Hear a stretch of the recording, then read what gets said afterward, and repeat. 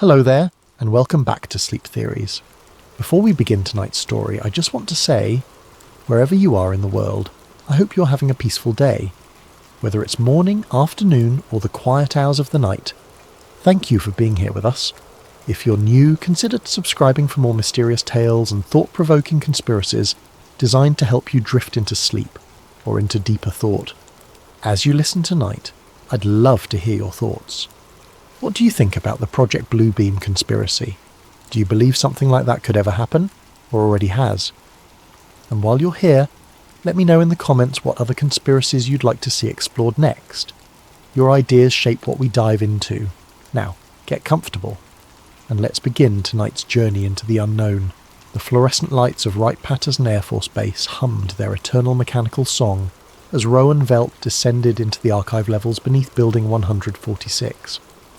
As a civilian contractor specialising in aerospace linguistics, he'd spent the better part of 5 years translating technical documents, deciphering foreign communications intercepts, and mapping the evolution of aviation terminology across different cultures and time periods. It was detailed work that required patience, but Rowan found comfort in the methodical nature of language analysis. The basement archive smelled of old paper and industrial disinfectant, a combination that had become as familiar to him as his morning coffee. Row upon row of filing cabinets stretched into the dim distance, each labelled with cryptic alphanumeric codes that only the military bureaucracy could love. Today's assignment was routine: locate and translate a series of Russian aeronautical documents from 1995 related to high-altitude atmospheric research. Rowan pulled out the requisition slip and checked the reference number, SAR 1995447. He found the corresponding cabinet and began searching through the files. The manila folders were thick with age, their tabs yellowed and sometimes illegible. After 20 minutes of careful searching, he located what appeared to be the correct box. The label read Seismic Reports, 1995, in faded typewriter font. That should have been his first warning. As he lifted the heavy box onto the nearby table, something felt off. The weight distribution was wrong for geological surveys, and when he opened it, instead of the expected Russian documents about atmospheric research, he found something entirely different. The files inside were marked with headers he'd never seen before: Sky Mirage, Phase 1 Implementation, Celestial Projection Array Beta Testing, and Psychological Impact Assessment, Project Luminous Messiah. Rowan's hands trembled slightly as he opened the first folder. The documents inside were a mixture of technical schematics, psychological profiles, and what appeared to be operational timelines. One memo, dated March 15th, 1995, bore the letterhead of the Defense Advanced Research Projects Agency. The subject line read, Ionospheric Manipulation for Large-Scale Psychological Operations. The document detailed something called the Sky Mirage Protocol, a 4-phase program designed to create what the memo euphemistically called managed spiritual experiences on a global scale. Phase 1 involved the systematic undermining of traditional religious institutions through carefully orchestrated archaeological discoveries and astronomical events. Phase 2 was described as Luminous Messiahs, massive holographic projections that could be generated in the upper atmosphere using ionospheric heating technology. Rowan read with growing disbelief as the documents outlined Phase 3, emotional modulation via ELF waves. Extremely low-frequency electromagnetic pulses, carefully calibrated to match regional brainwave patterns, would be used to induce specific emotional states in targeted populations. The final phase, labelled simply World Crisis Bonfire, involved the coordination of artificial atmospheric phenomena to justify the implementation of global martial law under a unified world authority. The implications were staggering. If these documents were authentic, they described a conspiracy that made the wildest theories seem mundane by comparison. Rowan photographed several pages with his phone, his hands shaking as he tried to capture the technical diagrams and organisational charts that mapped out the project's leadership structure. A shadow fell across the table. Rowan looked up to see Colonel Warren Falco standing in the doorway of the archive room. Falco was his direct supervisor, a career military officer with steel-grey hair and the kind of penetrating stare that could make subordinates confess to crimes they hadn't committed. Working late again, Velt? Falco's voice carried a casual tone that didn't match the tension in his posture. Just tracking down some Russian atmospheric research documents, Rowan replied, trying to keep his voice steady. The filing system down here is a bit of a maze. Falco stepped closer, his eyes scanning the open files on the table. Find what you were looking for? Actually, I think there might have been a misfiling. These don't match the requisition. Rowan began closing the folders, acutely aware of how suspicious his movements might appear. Misfiling happens more often than you'd think, Falco said, his tone growing colder. Sometimes documents end up in the wrong place, where the wrong people might see them. That's why we have security protocols. The Colonel reached across the table and placed his hand on top of the Sky Mirage folder. I'll take care of returning these to their proper location. You focus on your assigned work. Rowan nodded, but something in Falco's expression made his blood run cold. Of course, Colonel. I'll get back to the Russian documents. Good. Falco gathered the folders with practiced efficiency, and Velt. Some files are classified for reasons that go beyond simple security concerns. Sometimes they're classified because the information inside could be dangerous to the wrong people. People who might not understand the full context.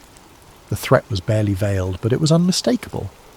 Rowan watched as Falco walked away with the Sky Mirage documents, his footsteps echoing in the concrete corridor.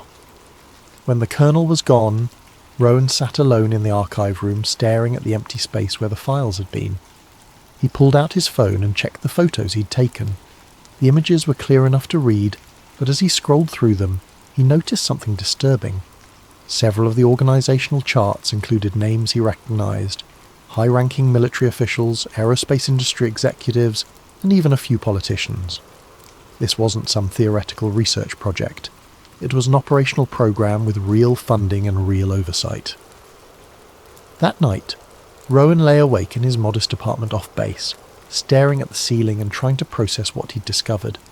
The rational part of his mind insisted that what he'd seen had to be some kind of elaborate fiction, perhaps a wargame scenario or a theoretical exercise in strategic planning.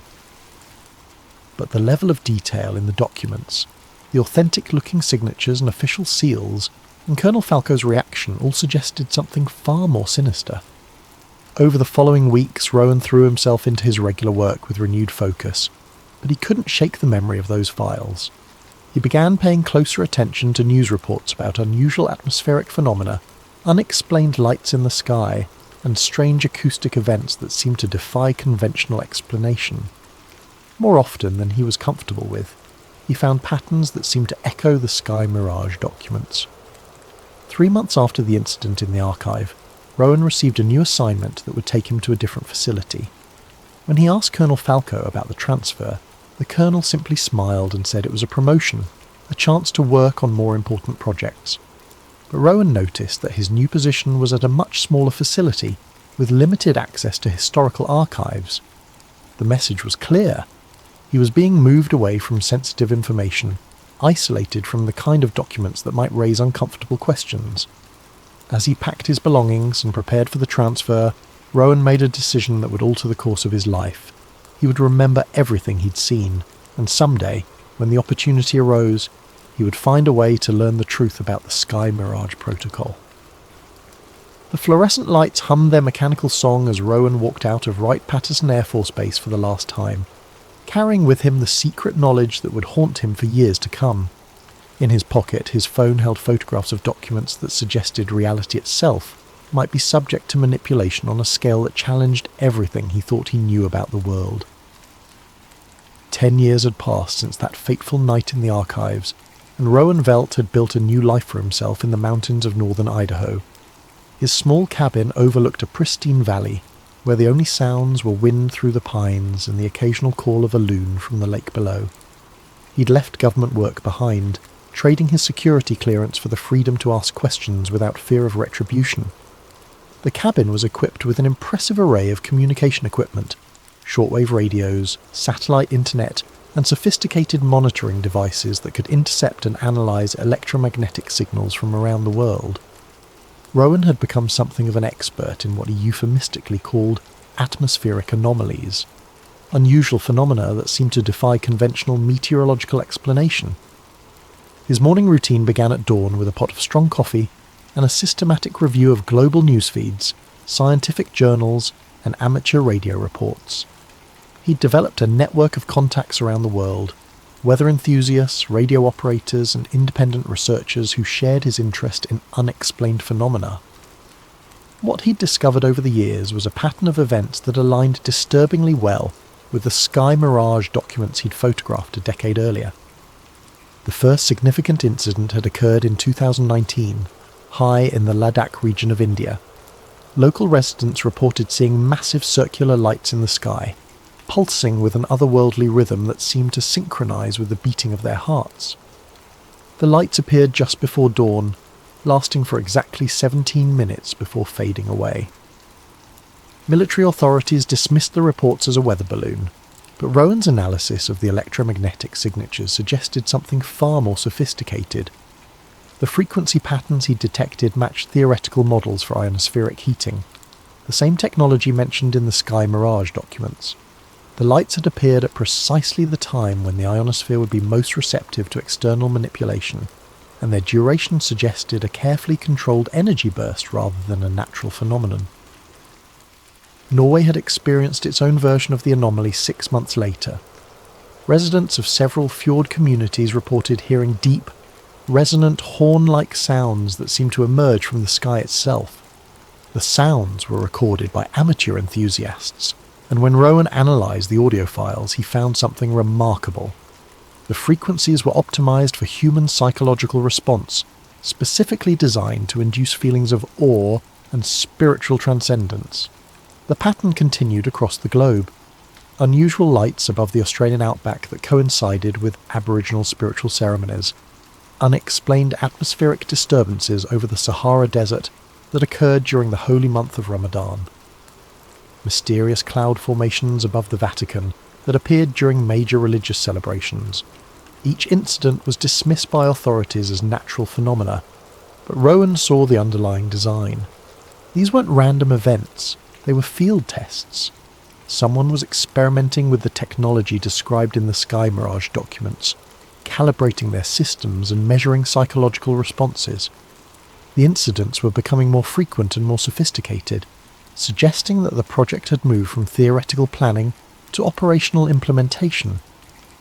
Rowan's research had led him to develop what he called the resonance map, a global chart that tracked the locations, timings, and characteristics of unexplained atmospheric phenomena. When he overlaid this data with information about ionospheric research facilities, military installations, and aerospace industry locations, a disturbing pattern emerged. The anomalies weren't random. They were strategically positioned to test the effectiveness of psychological manipulation technology on different populations. The breakthrough came when Rowan discovered a pattern in the timing of the events. They weren't just occurring during religious or cultural celebrations. They were happening at moments when populations were already in heightened emotional states. The Ladakh lights had appeared during a regional meditation festival. The Norwegian sounds had coincided with the Northern Lights season when tourism was at its peak. The Australian disturbances had occurred during a time of cultural significance for local Aboriginal communities. This wasn't just about testing technology.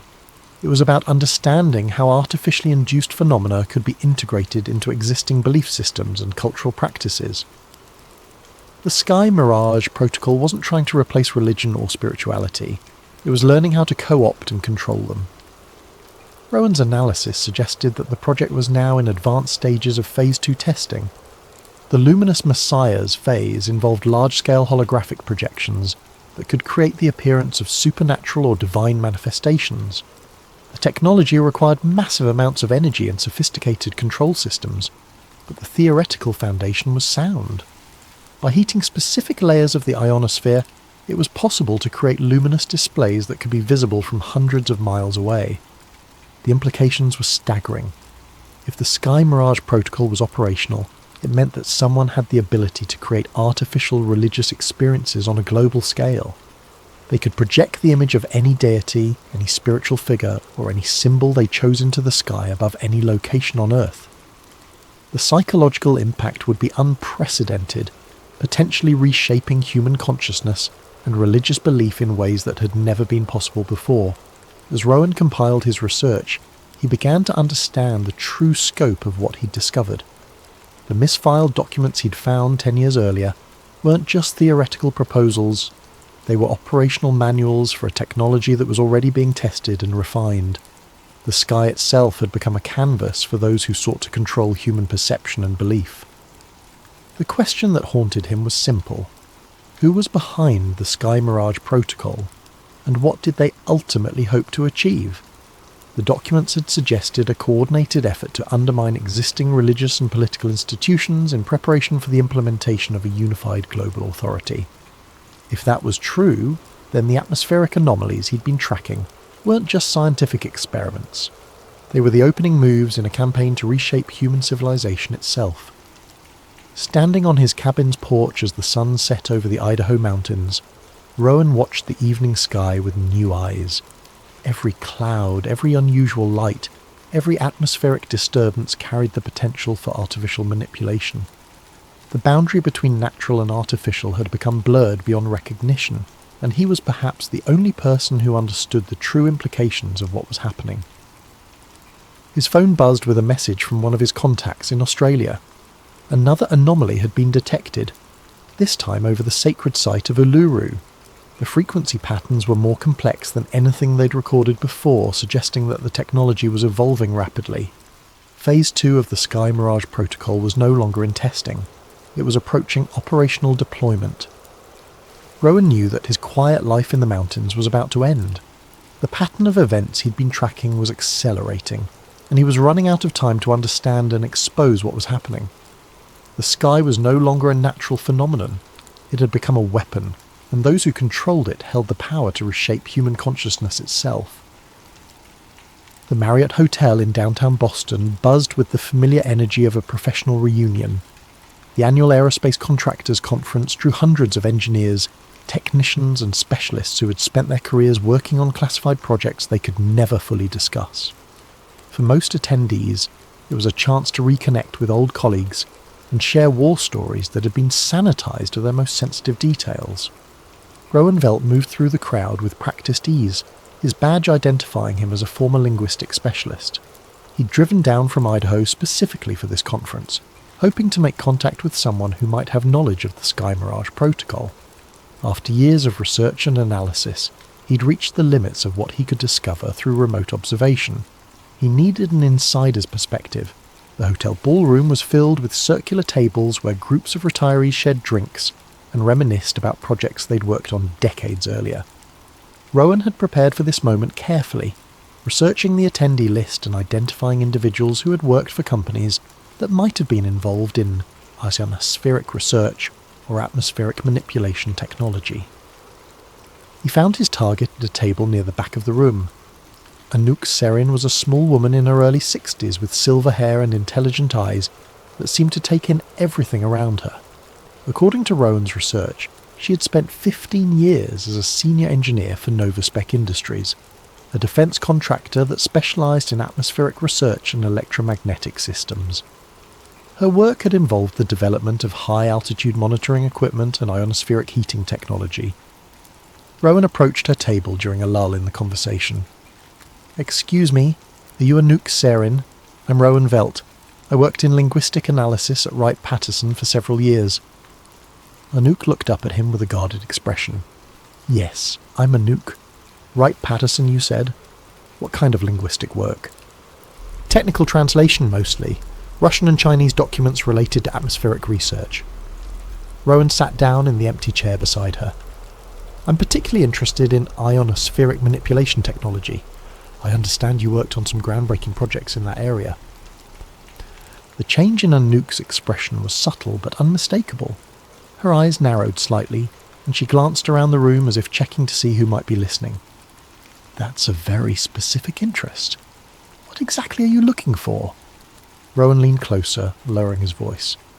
"I'm researching unusual atmospheric phenomena that seem to defy conventional explanation. Lights in the sky, unexplained acoustic events, that sort of thing. I think there might be a connection to some of the experimental work that was being done in the 1990s. Anouk was quiet for a long moment, her fingers drumming nervously on the table. "You're talking about things that were classified at the highest levels. Even now, years after retirement, I'm not sure what I can discuss. I understand the sensitivity, Rowan said carefully, but I think there are people who need to know what's possible with this technology. The implications for public safety, for personal privacy, for the nature of reality itself. Anouk studied his face, apparently weighing her options. "Walk with me," she said finally, standing up and moving toward the hotel's atrium. Rowan followed, and they found a quiet corner near a fountain where the ambient noise would mask their conversation. "I worked on something called the Atmospheric Resonance Project," Anouk began, her voice barely above a whisper. Officially, it was about understanding how electromagnetic waves propagate through the ionosphere. Unofficially, it was about learning how to manipulate those waves for specific purposes. What kind of purposes? The applications were theoretically endless. Weather modification, communication disruption, even psychological influence through subliminal frequency modulation. Anouk paused, seemingly wrestling with herself. But the project I worked on was more ambitious than that. We were developing technology that could create large-scale visual displays in the upper atmosphere. Rowan felt his pulse quicken. Visual displays? Holographic projections using ionospheric heating. By carefully controlling the energy input, we could create luminous patterns that would be visible from the ground. The resolution was limited, but the scale was unprecedented. We could make images that would be visible across entire continents. Did you ever hear the term Sky Mirage Protocol? Anouk's face went pale. Where did you hear that name? I found some misfiled documents years ago. They described a 4-phase program for large-scale psychological manipulation using atmospheric phenomena. Anouk looked around nervously, then pulled out a phone and showed Rowan a photograph.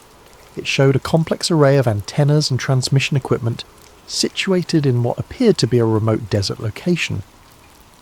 "This is the installation we built in Chile. There's another one in Western Australia. They're capable of heating the ionosphere with incredible precision. Are they operational?" "As far as I know, they've been running continuous tests for the past 5 years. The official cover story is that they're for radio astronomy research, but the power requirements and the antenna configurations are all wrong for that kind of work." Rowan studied the photograph, noting the sophisticated design of the equipment. What kind of tests? Initially, it was just basic pattern generation. Simple geometric shapes, colour variations, that sort of thing. But toward the end of my involvement, they were working on much more complex projections. Religious symbols, human figures, even what looked like angelic or divine imagery. The implications hit Rowan like a physical blow.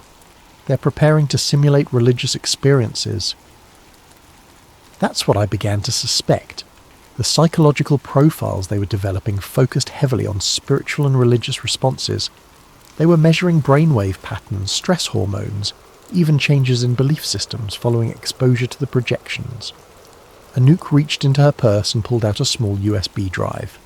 I kept copies of some of the technical specifications and test results.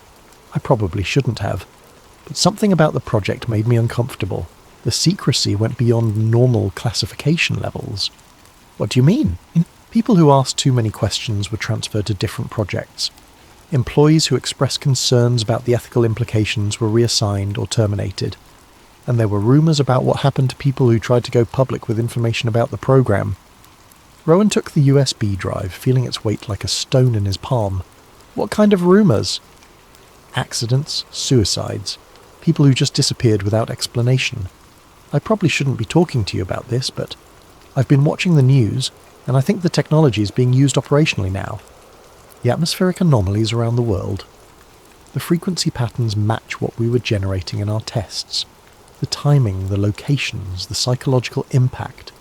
It's all consistent with operational deployment of the Sky Mirage technology. Anouk glanced at her watch, then looked around the atrium with obvious anxiety. I need to go, but be careful with that information. The people behind this project have resources and connections that go far beyond what you might imagine. How do I contact you if I have questions? You don't. After tonight, I'm going to disappear for a while. I suggest you do the same. Anouk started to walk away, then turned back. And Rowan, if you're thinking about going public with this information, make sure you have a plan for what happens afterward. Because once you cross that line, there's no going back. Rowan watched her disappear into the crowd, then looked down at the USB drive in his hand. The weight of what he'd learned was almost overwhelming. The Sky Mirage protocol wasn't just theoretical anymore. It was operational, and someone with vast resources and connections was using it to manipulate human consciousness on a global scale. As he walked back to his car, Rowan couldn't shake the feeling that he was being watched. The parking garage seemed unusually quiet, and he noticed a black sedan with tinted windows parked near the exit. When he started his car and pulled out of the garage, the sedan followed him for several blocks before disappearing into traffic. The drive back to Idaho gave him time to think about what Anouk had told him. The Sky Mirage protocol was real, it was operational, and it was being used to conduct psychological experiments on unsuspecting populations around the world. The atmospheric anomalies he'd been tracking weren't natural phenomena, they were weapons tests, preparations for something much larger and more terrifying. Back in his cabin, Rowan inserted the USB drive into his computer and began reviewing the files Anouk had given him. The technical specifications were incredibly detailed, showing energy requirements, frequency modulations, and projection capabilities that exceeded anything he'd imagined. The test results included brain scans, psychological profiles, and detailed analyses of how different populations responded to various types of atmospheric displays. One file contained what appeared to be a deployment schedule for the next phase of testing. According to the document, a major demonstration was planned for early 2026, involving a large-scale projection over a major metropolitan area. The target was listed as European Cultural Centre, Maximum Psychological Impact Scenario. Rowan realised that time was running out. Whatever the Sky Mirage protocol was building toward, it was approaching rapidly. He had perhaps months, maybe weeks, before the technology would be used for its ultimate purpose. The question was whether he could find a way to expose the truth before it was too late. As he worked through the night, analysing the technical data and cross-referencing it with his own research, Rowan began to understand the true scope of what he was facing. The Sky Mirage protocol wasn't just about creating artificial religious experiences, it was about fundamentally altering human consciousness and belief systems on a planetary scale. The technology existed, the infrastructure was in place, and the psychological techniques had been tested and refined. The sky itself had become a weapon, and those who controlled it held the power to reshape human civilization according to their will. The secure cabin in northern Idaho had been transformed into a makeshift intelligence centre. Every surface was covered with printouts, photographs, and hand-drawn charts as Rowan Velt worked to decrypt and analyse the files that Anouk Serin had given him. The USB drive contained gigabytes of technical specifications, psychological profiles, and operational plans that painted a disturbing picture of the Sky Mirage protocol's true scope. Working alongside him was Anouk herself, who had arrived at his cabin 3 days after their meeting in Boston. Despite her earlier warnings about disappearing, she had realised that the information she possessed was too important to keep secret. The two of them worked in shifts, one sleeping while the other continued the painstaking process of decryption and analysis. "I've found the master operational plan," Anouk announced, her voice hoarse from hours of work. She pointed to a complex flowchart displayed on Rowan's largest monitor. "It's all here. The complete 4-phase implementation schedule." Rowan moved to look over her shoulder, studying the document that seemed to represent years of planning and preparation. The Sky Mirage protocol was far more sophisticated than even the documents he'd found 10 years earlier had suggested. Each phase was designed to build upon the previous one, creating a cascade of psychological and social changes that would ultimately reshape human civilization. Phase 1 is labelled Archaeological Displacement, Anouk read from the screen. The goal is to systematically undermine confidence in organised religion and traditional belief systems through carefully orchestrated discoveries and revelations. The documentation for Phase 1 was extensive, detailing a network of archaeological sites around the world where staged discoveries would be made to challenge religious narratives. Ancient artefacts would be found that contradicted established historical timelines. Astronomical events would be precisely timed to coincide with religious celebrations, creating the impression of divine intervention while actually being artificially generated. They're not trying to destroy religion, Rowan observed.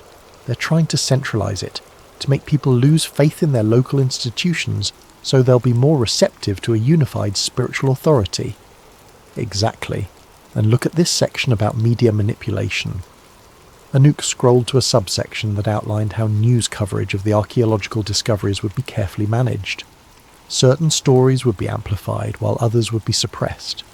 Expert opinions would be purchased and disseminated through academic channels. The goal was to create a sense of spiritual crisis that would leave populations vulnerable to the subsequent phases.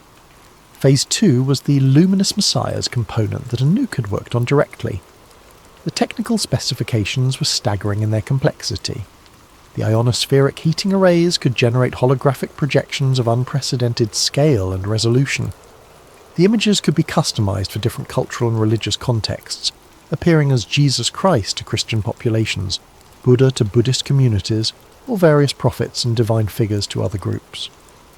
The psychological impact calculations are terrifying, Rowan said, studying a series of brain scan images that showed how different populations responded to the projections. They've tested this technology on unsuspecting subjects and measured the neurological changes. People exposed to the artificial apparitions show dramatic alterations in brain chemistry, particularly in areas associated with spiritual experience and religious belief. The documentation revealed that the projections could be synchronized with Phase 3 technology to amplify their psychological impact. Extremely low-frequency electromagnetic pulses would be transmitted simultaneously with the visual displays, directly affecting brainwave patterns and emotional states. The combination of visual and electromagnetic stimulation could induce profound religious experiences that were indistinguishable from genuine spiritual encounters. Phase 3 is the most insidious, Anouk said, pulling up another set of files. ELF emotional induction uses extremely low-frequency electromagnetic waves to directly influence human brain chemistry. The frequencies are carefully calibrated for different regional populations based on genetic and cultural factors. The technical specifications for Phase 3 showed a level of sophistication that bordered on science fiction. The ELF transmission systems could target specific geographical areas with precision, delivering electromagnetic pulses that would induce particular emotional states. Fear, euphoria, spiritual ecstasy, or deep depression could be triggered in entire populations simultaneously. They've mapped the neurological responses of different ethnic and cultural groups, Rowan observed, scrolling through pages of brain scan data. The frequency patterns are optimized for maximum psychological impact on specific populations. It's like they've created a radio dial for human consciousness. The documentation revealed that Phase 3 technology had been tested extensively during the atmospheric anomalies that Rowan had been tracking. The lights over Ladakh, the sounds in the Norwegian fjords, the disturbances over religious sites. All of these had been accompanied by carefully calibrated ELF transmissions designed to enhance the psychological impact of the visual displays. "Look at this," Anouk said, pointing to a series of charts that showed population responses to different ELF frequencies. They can induce specific emotional states with remarkable precision. Reverence, submission, transcendence, unity. All the emotions associated with religious experience can be artificially generated. The final phase was labelled World Crisis Bonfire, and its documentation was the most chilling of all. Phase 4 involved the coordination of artificial atmospheric phenomena with genuine crisis events to justify the implementation of global martial law under a unified world authority. The sky displays would be synchronized with coordinated attacks on infrastructure, communication systems, and government institutions. They're planning to create artificial religious experiences and then use them to justify the consolidation of global power, Rowan said, his voice barely above a whisper. The population will be convinced that they're witnessing divine intervention, and they'll willingly surrender their freedoms to the authorities who claim to be guided by higher powers. The Phase 4 documentation included detailed plans for the establishment of a new global government structure that would be presented as a divinely ordained authority.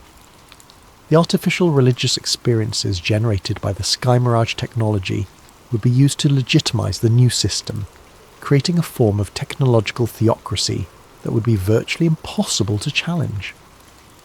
The timeline shows full implementation beginning in early 2026, Anouk said, studying the operational schedule.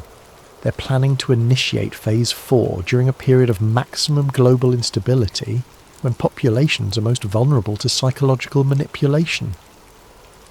Rowan stood back from the monitors, trying to process the full implications of what they'd discovered. The Sky Mirage Protocol wasn't just a technological achievement, it was a carefully orchestrated plan to reshape human civilization according to the will of a small group of individuals who had access to unprecedented power and resources. "We have to stop this," he said finally. "We have to find a way to expose what's happening before it's too late." "The question is how," Anouk replied. "The people behind this project have connections at the highest levels of government, military and industry. They've been planning this for decades, and they've anticipated opposition." As if to underscore her point, Rowan's phone began receiving a series of text messages from unknown numbers. The messages were brief and cryptic, but their meaning was clear. "Stop digging or face the consequences. Some secrets are too dangerous to share. Your research has been noted." "They know we're here," Anouk said, her face pale with fear. "They know what we've discovered." Rowan looked out the window of his cabin at the darkening sky. Somewhere above them, invisible networks of technology were being prepared for deployment. The ionospheric heating arrays were being calibrated, the ELF transmission systems were being tested, and the psychological manipulation protocols were being refined. The sky itself had become a weapon, and those who controlled it were preparing to use it to reshape human consciousness on a global scale. The 4 phases of the Sky Mirage Protocol represented the most ambitious attempt at social engineering in human history: archaeological displacement, luminous messiahs, emotional induction, and world crisis bonfire. 4 steps that would transform humanity from a collection of independent cultures and belief systems into a unified population under centralized control. Time was running out, and Rowan knew that their small cabin in the Idaho mountains might be the last place on Earth where the truth about the Sky Mirage Protocol still existed. The question was whether they could find a way to share that truth with the world before the technology was used to make such sharing impossible. The first reports came through Rowan's monitoring network at 3:47 a.m. local time. Multiple contacts across Spain were reporting an unprecedented atmospheric phenomenon over Madrid. The initial descriptions were fragmented and confused, but as more reports arrived, a clear picture began to emerge of something that defied conventional explanation. A massive blood-red cross had appeared in the sky above the Spanish capital, stretching across several kilometres and glowing with an intensity that made it visible even in the pre-dawn darkness. The cross hung motionless in the sky for exactly 23 minutes before slowly fading away, leaving behind only the testimony of thousands of witnesses and countless photographs and videos captured on mobile devices. Rowan and Anouk worked frantically to gather as much information as possible about the event. Their network of contacts included amateur radio operators, independent journalists, and technology enthusiasts who had been tracking unusual atmospheric phenomena for years. The reports they received painted a picture of careful orchestration and technological sophistication. The electromagnetic signature is consistent with ionospheric heating, Anouk reported, analysing data from a radio telescope in Portugal that had been monitoring the area. The energy patterns matched the theoretical models for large-scale atmospheric projection that we developed during my work on the Sky Mirage project. "But look at this," Rowan said, pointing to a series of radio intercepts he had captured from military communications channels. Spanish air traffic control reported complete radar blackouts during the event. All commercial aviation in the area was grounded, and military aircraft were scrambled but couldn't get close to the phenomenon. The most disturbing aspect of the reports was the psychological impact on witnesses. Hospitals throughout Madrid reported a surge in emergency room visits, from people experiencing what doctors described as profound spiritual episodes. Many witnesses claimed to have experienced direct communication with divine entities, while others reported feeling an overwhelming sense of peace and unity that lasted for hours after the event. "The ELF transmission data is remarkable," Anouk said, studying frequency analyses from multiple monitoring stations. They were broadcasting electromagnetic pulses specifically calibrated for the Spanish population's neurological profile. The timing was synchronized with the visual display to maximize psychological impact. Rowan pulled up a map showing the locations of various monitoring stations across Europe. The signal strength suggests that the transmission originated from multiple sources simultaneously. They were using the full network of installations to create a coordinated effect. As they continued their analysis, more disturbing information emerged. The event had been preceded by a carefully orchestrated media campaign that had prepared the Spanish population for some kind of spiritual revelation. Religious leaders had been giving sermons about the approaching end times, while social media had been flooded with prophecies and predictions about divine intervention. "This wasn't random," Rowan observed. "The timing, the location, the psychological preparation, it's all part of a coordinated test. They're measuring public response to large-scale religious manifestations." The implications became even more troubling when they discovered that the Madrid event had been accompanied by synchronized, smaller phenomena across multiple locations. Reports were coming in of unusual lights over Jerusalem, strange sounds above the Vatican, and unexplained cloud formations over Mecca. The Sky Mirage Protocol was conducting a global field test, measuring how different religious populations responded to artificially generated spiritual experiences. "Look at these flight path records," Anouk said, pulling up data from aviation tracking websites. There were unusual aircraft movements in the hours before the Madrid event, high-altitude flights that don't match any commercial or military schedules. Rowan cross-referenced the flight data with the locations of known ionospheric heating installations. The pattern was unmistakable. Aircraft had been positioning themselves to serve as relay platforms for the transmission systems, creating a three-dimensional network that could focus electromagnetic energy with unprecedented precision. "They've militarized the ionosphere," he said quietly. "The entire upper atmosphere has become a weapons system." As news of the Madrid event spread across global media, Rowan and Anouk watched the carefully orchestrated response unfold. Religious leaders offered conflicting interpretations of the phenomenon, with some claiming it was a divine miracle while others warned of false prophets and deception. Government officials provided carefully neutral statements about unusual atmospheric conditions, while avoiding any discussion of artificial causation. The most disturbing aspect of the media coverage was how quickly certain narratives were amplified, while others were suppressed. Videos and photographs that showed the event in too much technical detail were removed from social media platforms. Witnesses who described the electromagnetic effects or mentioned possible artificial causation found their accounts deleted or shadow banned. "They're controlling the information flow in real time," Anouk observed. "The infrastructure for censorship and narrative manipulation is already in place." 3 days after the Madrid event, Rowan's secure communication systems detected something that made his blood run cold. Military communications networks across Europe were being flooded with encrypted traffic that used protocols he recognized from the Sky Mirage documentation. The project wasn't just testing its technology, it was coordinating with government and military institutions for operational deployment. "We need to go public with this information," Rowan said, but even as he spoke the words, he knew how difficult that would be. The traditional media channels are compromised, and social media platforms are actively suppressing information about the project. "There might be another way," Anouk said, pulling up a list of contacts she had maintained from her years in the aerospace industry.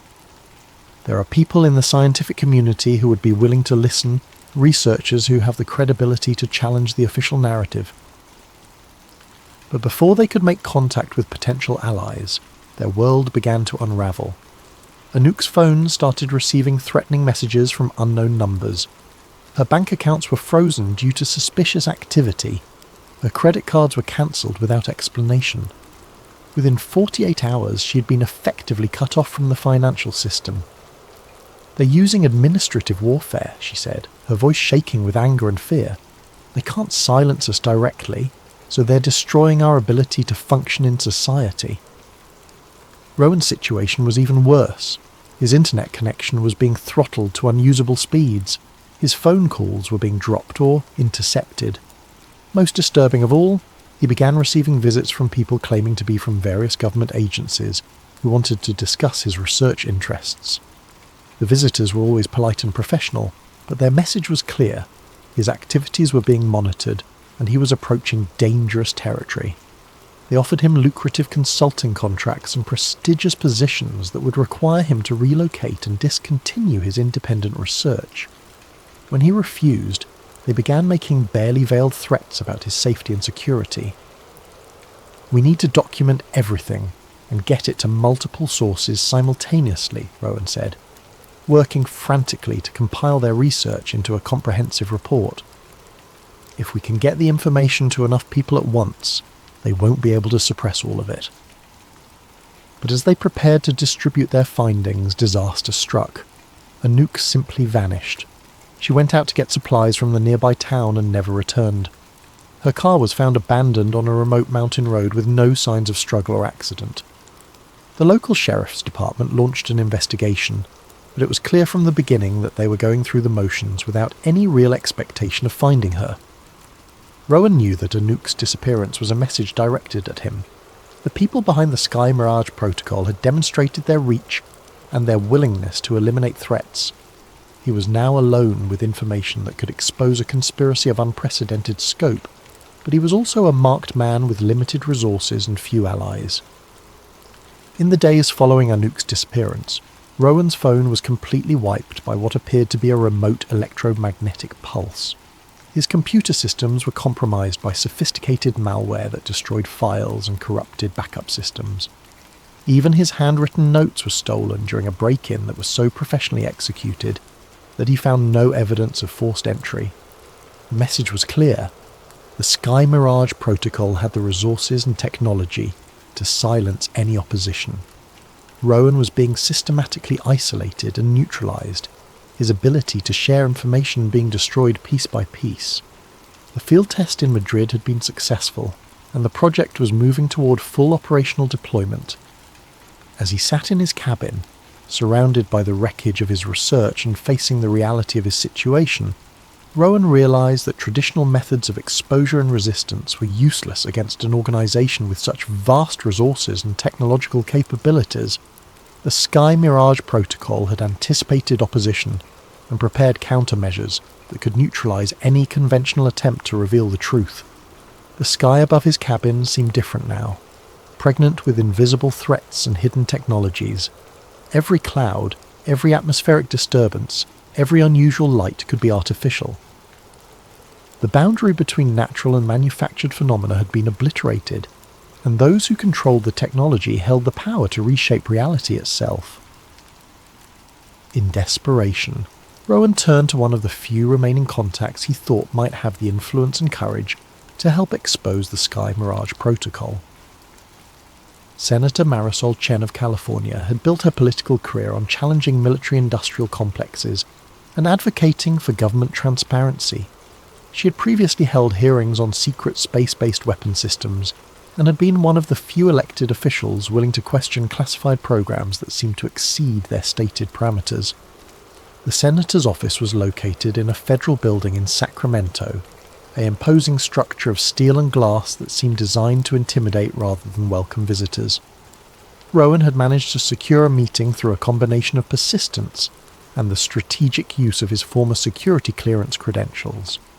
He carried with him a carefully prepared summary of his research, along with what remained of the technical documentation that Anouk had provided. Senator Chen was a small woman in her 50s, with sharp eyes and an intensity that seemed to fill the room. She listened to Rowan's presentation with growing concern, occasionally asking pointed questions about technical details or requesting clarification about specific aspects of the Sky Mirage Protocol. "What you're describing sounds like something from a science fiction novel," she said, when Rowan finished his presentation. "But the technical details are too specific, and the documentation too authentic to dismiss as fantasy." The Madrid event was just a field test, Rowan emphasized. "According to the operational timeline I found, they're planning full deployment within months. The psychological impact will be unprecedented." Senator Chen studied the documents Rowan had provided. paying particular attention to the organisational charts that showed connections between government agencies, military contractors, and private corporations. These names, some of these people have appeared before my committee in the past. They're involved in projects that have budgets in the billions of dollars and oversight that's so classified that even senior senators can't get access to detailed information. Can you bring this to public attention? Hold hearings, demand investigations? The senator was quiet for a long moment, her expression growing increasingly troubled. The problem is that most of this information is classified at levels that make it impossible to discuss in public forums. Even if I tried to hold hearings, the witnesses would claim national security exemptions and refuse to testify about anything substantive. But people have a right to know what's being done to them. The technology exists to manipulate human consciousness on a global scale. That's not a national security issue. It's a human rights catastrophe. Senator Chen stood up and walked to her office window, looking out at the city below. Mr. Velt, I've spent 20 years in politics, and I've learned that there are some fights you can win and others that will destroy you. What you've shown me suggests a conspiracy that involves some of the most powerful people in the country. These aren't individuals who can be challenged through conventional political processes. So you won't help? I can't help, not in the way you want me to. If I try to go public with this information, I'll be discredited, removed from my committees, and probably destroyed personally and professionally. The people behind this project have resources and connections that go far beyond what most people can imagine. Rowan felt a crushing sense of defeat. Then what am I supposed to do with this information? You need to disappear, Senator Chen said, turning back to face him. These people have already demonstrated their willingness to eliminate threats. Your associate's disappearance wasn't random. It was a warning. If you continue pursuing this investigation, you'll end up like her. I can't just abandon this. Too many people are at risk. And you can't save them if you're dead or discredited. The senator returned to her desk and pulled out a business card. There's a journalist I know who specialises in deep investigative work. She has experience with classified material and protected sources. If anyone could find a way to get this information to the public, it would be her. Rowan took the card, but he could see in Senator Chen's expression that she wasn't optimistic about the chances of success. What about you? Will you continue investigating from your position? I'll do what I can within the system, but my options are limited. The committees that have oversight of these projects are controlled by people who have too much invested in maintaining the status quo. Real change would require a level of public awareness and outrage that might not be possible to achieve. As Rowan left the senator's office, he realised that his last hope for institutional support had been extinguished. The people who were supposed to protect the public from abuses of power were either compromised, intimidated, or simply overwhelmed by the scope of what they were facing. The Sky Mirage Protocol had been designed to operate beyond the reach of conventional oversight and accountability. The journalist whose card Senator Chen had given him was named Rebecca Martinez, and she worked for a small independent news organisation that specialised in investigations that mainstream media wouldn't touch. When Rowan called her, she agreed to meet him at a small cafe in a Berkeley neighbourhood known for its alternative culture and anti-establishment attitudes. Rebecca was younger than Rowan had expected, probably in her early 30s, with dark hair and intense eyes that seemed to evaluate everything around her. She listened to his story with professional skepticism, occasionally asking for clarification or requesting to see specific pieces of documentation.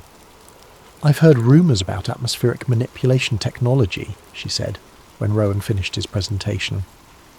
"There are researchers who believe that some of the unusual weather patterns we've been seeing might not be entirely natural, but what you're describing goes far beyond weather modification. The technology exists to create artificial religious experiences that are indistinguishable from genuine spiritual encounters. The psychological impact could reshape human consciousness on a global scale." Rebecca studied the technical documents with obvious interest. "The problem with a story like this is verification. Most of my sources in the military and intelligence communities would never confirm information at this level of classification, and without independent verification, it's just one person's claims against a massive conspiracy." "What about the Madrid event? There were thousands of witnesses." all of whom saw something that could have multiple explanations. Without access to the technical data that would prove artificial causation, it's just another unexplained phenomenon. The public is used to those by now. Rowan felt his frustration mounting. So how do we expose this? How do we warn people about what's coming? The only way would be to find someone on the inside who's willing to go on the record, or to obtain technical evidence that independently verifies your claims. Both of those options are extremely dangerous for everyone involved. As they talked, Rebecca began receiving notifications on her phone that seemed to disturb her. She checked her messages with growing concern, then looked up at Rowan with an expression of alarm. "My editor just sent me a message. He's received calls from people claiming to represent various government agencies.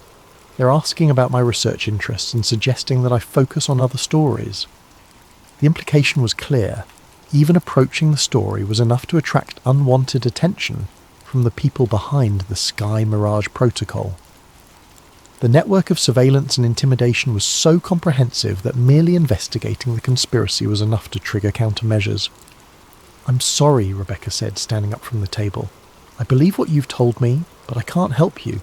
The risk is too great and the chances of success are too small. You need to find another way." As Rowan watched her leave the cafe, he realized that the network of people willing to challenge the Sky Mirage Protocol had been systematically identified and neutralized. Politicians, journalists, researchers and activists who might have been able to expose the conspiracy had been intimidated, compromised or eliminated. The project had been designed to operate in complete secrecy, protected by layers of classification, misdirection and administrative warfare. The silence was deafening. Everyone who might have been able to help had been effectively muted, leaving Rowan alone with information that could save humanity, but no way to share it with the world. The Sky Mirage Protocol had achieved perfect operational security, creating a situation where the truth existed but could not be communicated. As he drove back toward his cabin in Idaho, Rowan understood that conventional methods of resistance had been anticipated and neutralized. The people behind the project had spent decades preparing for exactly this kind of opposition, and they had created systems that could suppress information and eliminate threats with surgical precision. The network had gone silent, but the Sky Mirage Protocol was still operational and approaching full deployment. Time was running out, and Rowan was perhaps the only person left who understood what was coming and had any chance of warning the world.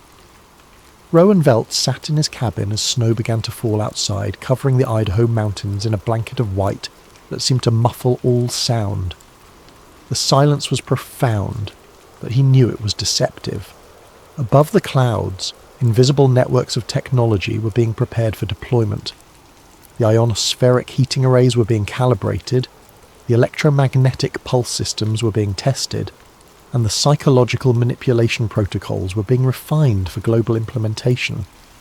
The past weeks had taught him that conventional methods of exposure and resistance were useless against an organization with such vast resources and technological capabilities. Politicians were compromised or intimidated, journalists were silenced, and researchers were eliminated or discredited. The Sky Mirage Protocol had achieved perfect operational security, creating an information environment where the truth existed but could not be communicated through traditional channels. But Rowan had one advantage that the conspirators might not have anticipated: his background in linguistics and his understanding of how information propagates through unconventional networks. If official channels were compromised, he would have to find unofficial ones. If traditional media was controlled, he would have to create alternative pathways for information distribution. Working through the night, Rowan compiled everything he knew about the Sky Mirage Protocol into a comprehensive digital package. Technical specifications, operational timelines, psychological profiles, organizational charts, and photographic evidence were assembled into a format that could be quickly transmitted and easily understood. He created multiple versions of the package, each optimized for different audiences and distribution methods. The breakthrough came when he remembered his network of amateur radio operators and independent researchers who had been tracking atmospheric anomalies around the world. These were people who operated outside official channels, who were accustomed to sharing information that governments might prefer to keep secret.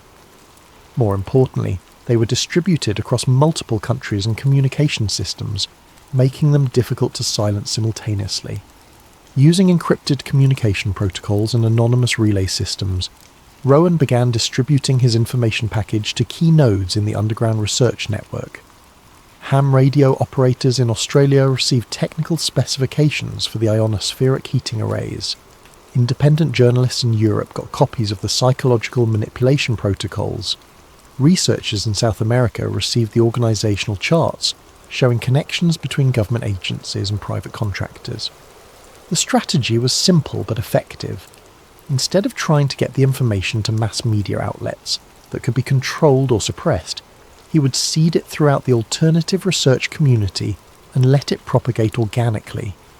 The truth would spread through networks that were too distributed and too informal to be easily compromised. As the information began to circulate, Rowan monitored global communication networks for signs that his strategy was working. Within hours, discussions about the Sky Mirage protocol were appearing on obscure research forums, amateur radio networks and underground news sites. The technical details were being analysed by independent experts who confirmed their authenticity and added their own observations about related phenomena. The response was faster and more comprehensive than Rowan had dared to hope. Researchers around the world began connecting the Sky Mirage documentation to their own observations of unusual atmospheric phenomena. Radio operators reported detecting electromagnetic signatures that matched the technical specifications Rowan had provided. Independent journalists began investigating the corporate and government connections outlined in the organisational charts. But the success of the information campaign also triggered a massive counterstrike from the forces behind the Sky Mirage protocol. Within days of the initial distribution, communication networks around the world began experiencing systematic failures. Internet service providers reported widespread outages that affected underground news sites and research forums. Amateur radio frequencies were jammed by high-power transmissions from unknown sources. The technological warfare escalated rapidly. Rowan's cabin lost internet connectivity, then telephone service, and finally electrical power. His backup generators were disabled by electromagnetic pulses that seemed to target electronic systems with surgical precision.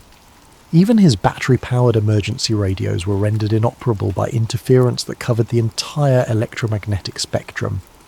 As he sat in his darkened cabin, Rowan realised that the Sky Mirage protocol was implementing Phase 4 ahead of schedule. The World Crisis Bonfire was beginning with a coordinated attack on communication infrastructure that would isolate populations and prepare them for the massive psychological manipulation campaign that would follow. Outside his windows, the night sky began to show signs of unusual activity. Lights appeared and disappeared in patterns that seemed too organised to be natural. The aurora borealis, normally visible only in the far north, began dancing across the Idaho sky in colours that had never been recorded in scientific literature. The ionospheric heating arrays were being activated for operational deployment. Throughout the week that followed, reports of atmospheric phenomena began emerging from around the world despite the communication blackouts. People used whatever means they could find to share information about lights in the sky, unexplained sounds, and mass psychological experiences that seemed to transcend normal human consciousness. The Sky Mirage protocol was conducting its final field test, preparing global populations for the ultimate demonstration of technological power. Rowan knew that he had perhaps hours before his ability to communicate with the outside world would be completely severed. Working by candlelight and using the last of his battery-powered equipment, he compiled a final message that would serve as both warning and testament. The message contained everything he had learned about the Sky Mirage protocol, along with analysis of what was happening and predictions about what would come next. But most importantly, the message contained instructions for how to resist the psychological manipulation that was about to be unleashed on a global scale. Understanding the technology was the first step toward defending against it. Recognizing artificial phenomena as artificial was crucial to maintaining psychological independence. The Sky Mirage protocol depended on people believing that the experiences they were having were genuine spiritual encounters rather than technological manipulations. Using the last functioning communication system available to him, Rowan transmitted his final message through a network of underground relay stations that spanned the globe. The message was automatically retransmitted and redistributed through multiple channels, creating a redundant information network that would be difficult to completely suppress. As he finished the transmission, the sky above his cabin erupted in a display of lights that defied description. Geometric patterns of incredible complexity danced across the heavens, accompanied by sounds that seemed to resonate directly with human consciousness. The electromagnetic pulse systems were broadcasting frequencies designed to induce profound spiritual experiences, while the ionospheric heating arrays projected images that appeared to show divine figures and religious symbols. Rowan felt the psychological pressure of the transmission, the overwhelming urge to interpret what he was seeing as supernatural rather than technological. The elf waves were attempting to override his rational thinking and replace it with spiritual ecstasy and religious awe. But his understanding of the technology allowed him to resist the manipulation, to see the artificial nature of the experience even as his brain chemistry was being directly affected. The realization was both terrifying and empowering. The Sky Mirage protocol was operational and being deployed globally, but it was not invincible. Knowledge of the technology provided some protection against its effects. Understanding the artificial nature of the phenomena reduced their psychological impact. The truth was the most effective defense against technological deception. As communications infrastructure around the world continued to fail, and governments began implementing emergency protocols, Rowan prepared to go dark. His cabin had become uninhabitable due to the electromagnetic interference, and he knew that his physical location had been compromised. The final phase of his resistance would require him to disappear entirely, to become a ghost in the system that could continue to share information through channels that the Sky Mirage protocol couldn't monitor or control. Before abandoning his cabin, Rowan created one last transmission that would serve as his legacy and warning to future generations. The message was simple but profound. The sky isn't falling, it's being painted. Now decide what lens you're seeing it through. The transmission was uploaded to multiple hidden servers and configured for automatic redistribution through networks that would activate only when communication systems were restored. The message would propagate through the information underground, reaching people who were prepared to receive it and understand its implications. As Rowan disappeared into the wilderness carrying only the most essential equipment, the sky above the entire planet continued to blaze with artificial phenomena designed to reshape human consciousness. Mass hallucinations were being reported from every continent as billions of people experienced what they believed to be direct contact with divine forces. Governments were declaring states of emergency and implementing martial law protocols that had been prepared years in advance. The Sky Mirage protocol had achieved its ultimate goal, the complete manipulation of human consciousness on a global scale, but the seeds of resistance had been planted. The truth about the technology had been preserved and distributed through networks that existed beyond the reach of conventional suppression. Knowledge of the artificial nature of the phenomena provided some protection against their psychological effects. In the years that would follow, a quiet resistance would emerge among those who understood the technological nature of what they were experiencing. The truth would spread through underground networks, person to person, protected by encryption and anonymity. The Sky Mirage protocol had achieved tactical success, but the strategic battle for human consciousness was far from over. The sky had become a canvas for those who sought to control human perception and belief, but the paint was visible to those who knew how to look. The question facing humanity was simple but profound. Would they choose to see the artificial nature of their experiences, or would they surrender their consciousness to those who had mastered the technology of deception? Rowan Velt had given them the tools to make that choice. Whether they would use those tools or surrender to the technological manipulation would determine the future of human civilization. The sky was no longer natural, but human consciousness still retained the power to distinguish between reality and illusion, between genuine experience and artificial manipulation. The mirage had become global, but the truth remained available to those brave enough to seek it and wise enough to preserve it for future generations. In the end, the most powerful technology of all was the human capacity for critical thinking and the determination to resist manipulation regardless of its sophistication or scope. The final battle for human consciousness had begun, and its outcome would determine whether humanity would remain free or become forever enslaved to those who had learned to paint their dreams and nightmares across the sky itself.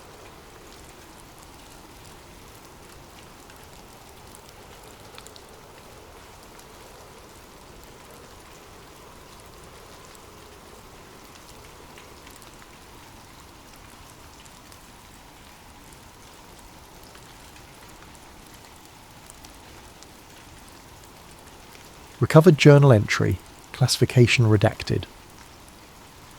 Subject: Eli Granger, independent journalist. Date range: July 15th to 18th, 2023. Location: Bohemian Grove, Monte Rio, California.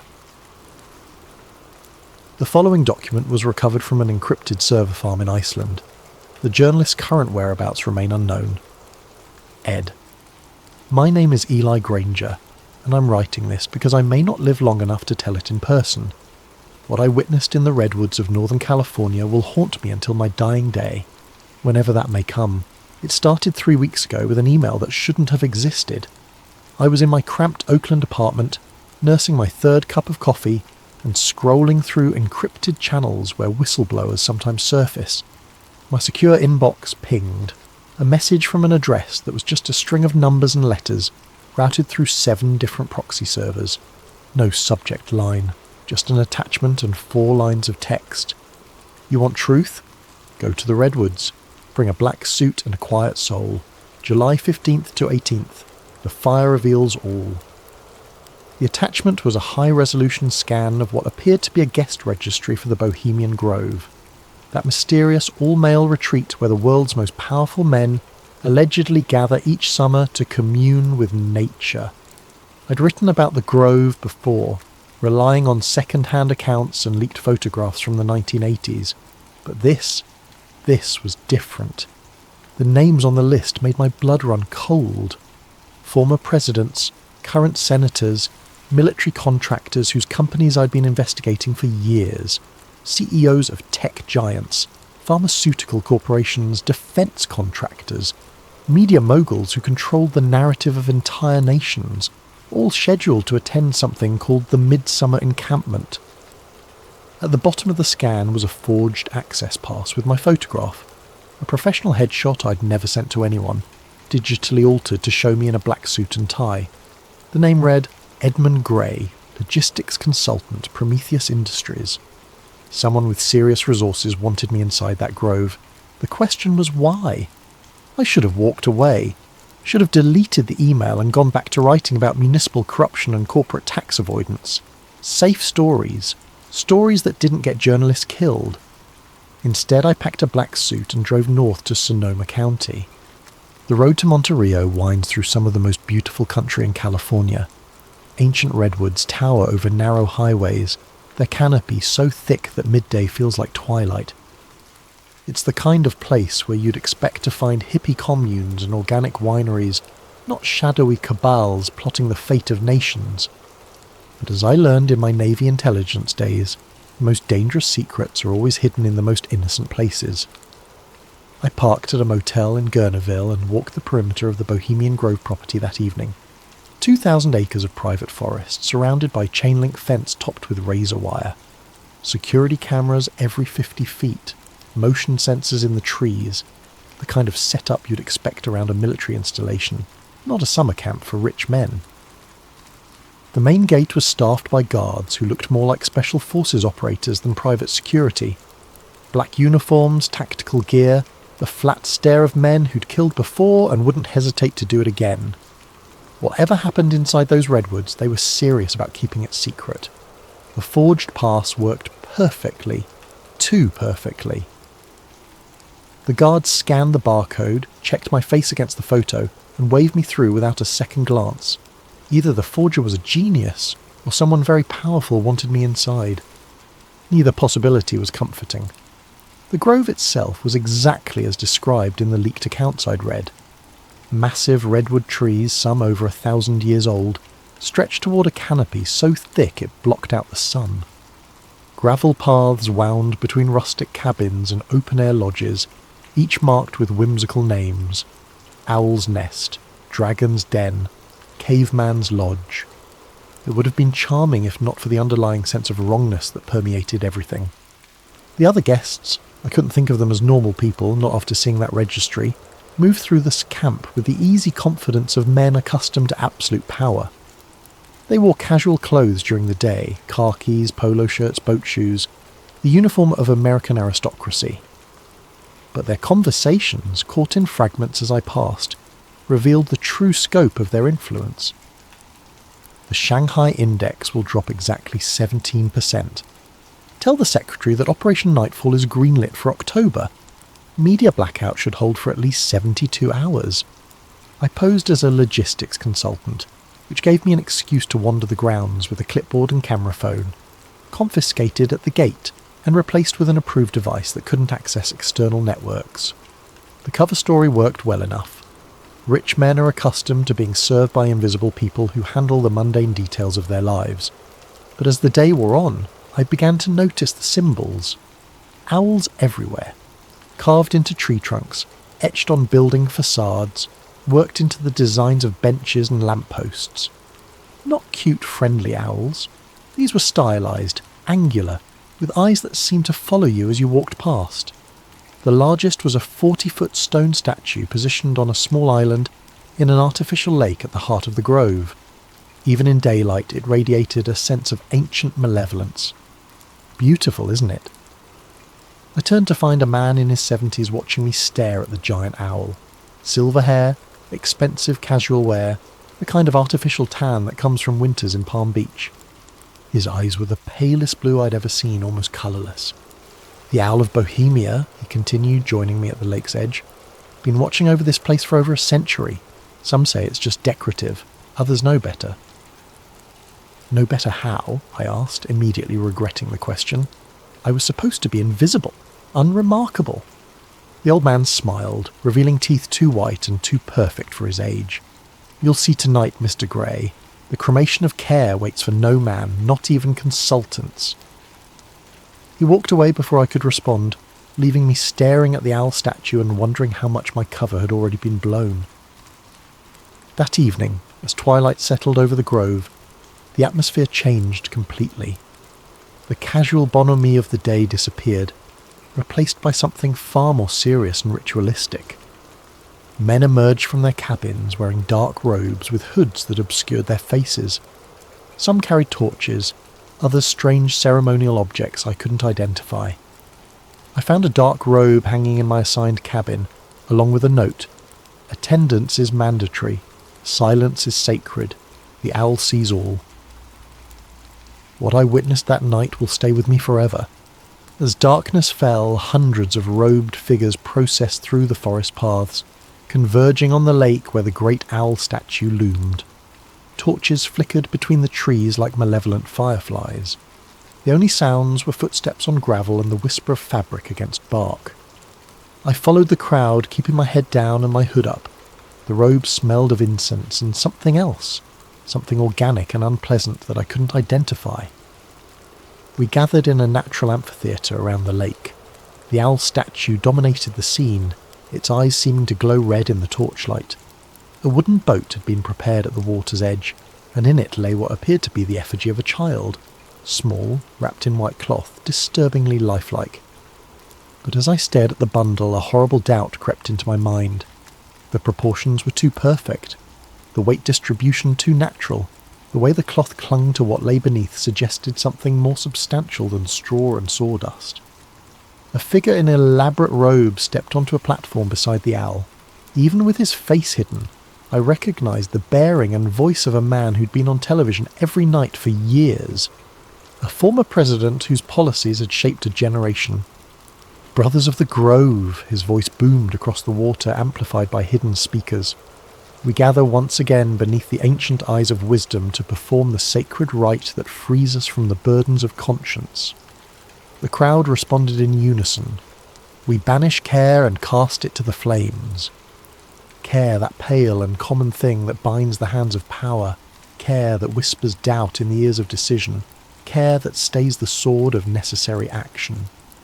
We banish care and cast it to the flames. The ritualized call and response continued for nearly an hour.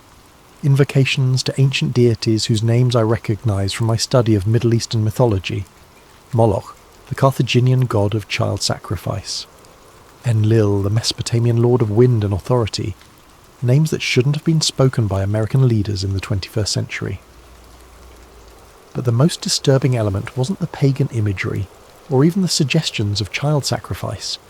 It was the casual way these men, titans of industry, shapers of policy, guardians of democracy, participated in rituals that explicitly celebrated the abandonment of human compassion.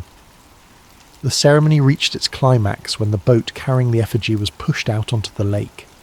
Flames erupted from the water around it, hidden gas jets, I realised, creating the illusion of supernatural fire.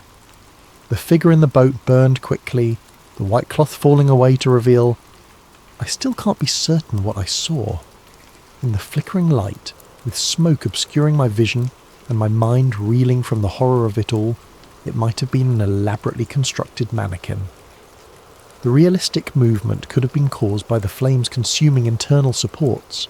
The sounds, brief, high-pitched, quickly cut off, might have been air escaping from burning materials. But the way some of the robed figures wept as the fire consumed its offering, the way others cheered with genuine ecstasy, suggested something far more sinister than theatrical pageantry. As the flames died down, the crowd began to disperse. I started to follow them back toward the cabins, but a hand fell on my shoulder. Mr. Grey. It was the old man from earlier, still wearing his ceremonial robes.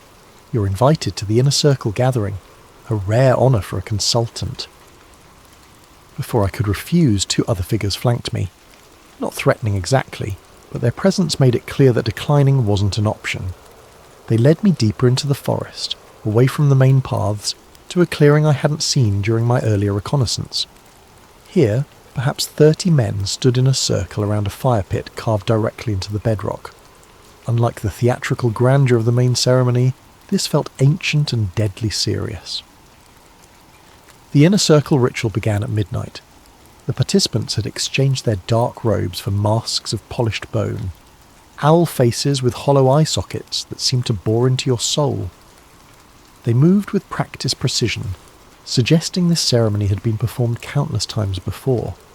The man who'd led the earlier ritual stepped into the centre of the circle. Without his presidential bearing and familiar voice, he seemed diminished. Just another acolyte serving powers older than nations. Brothers of the Inner Grove, he intoned, we gather to receive the wisdom of the Ancient Ones, and to consecrate the plans that will shape the world's destiny. The response came in a language I didn't recognise at first, harsh consonants and guttural vowels that seemed to bypass the conscious mind and speak directly to something primal and terrified in the human psyche. But as my Navy intelligence training kicked in, I began to parse familiar elements. This was Akkadian, the ancient language of Mesopotamia, dead for over 2,000 years. They were chanting the names of forgotten gods and promising them sacrifices of nations. Symbols were drawn in the ash around the fire pit, not random occult doodles, but specific sigils I recognised from declassified CIA documents.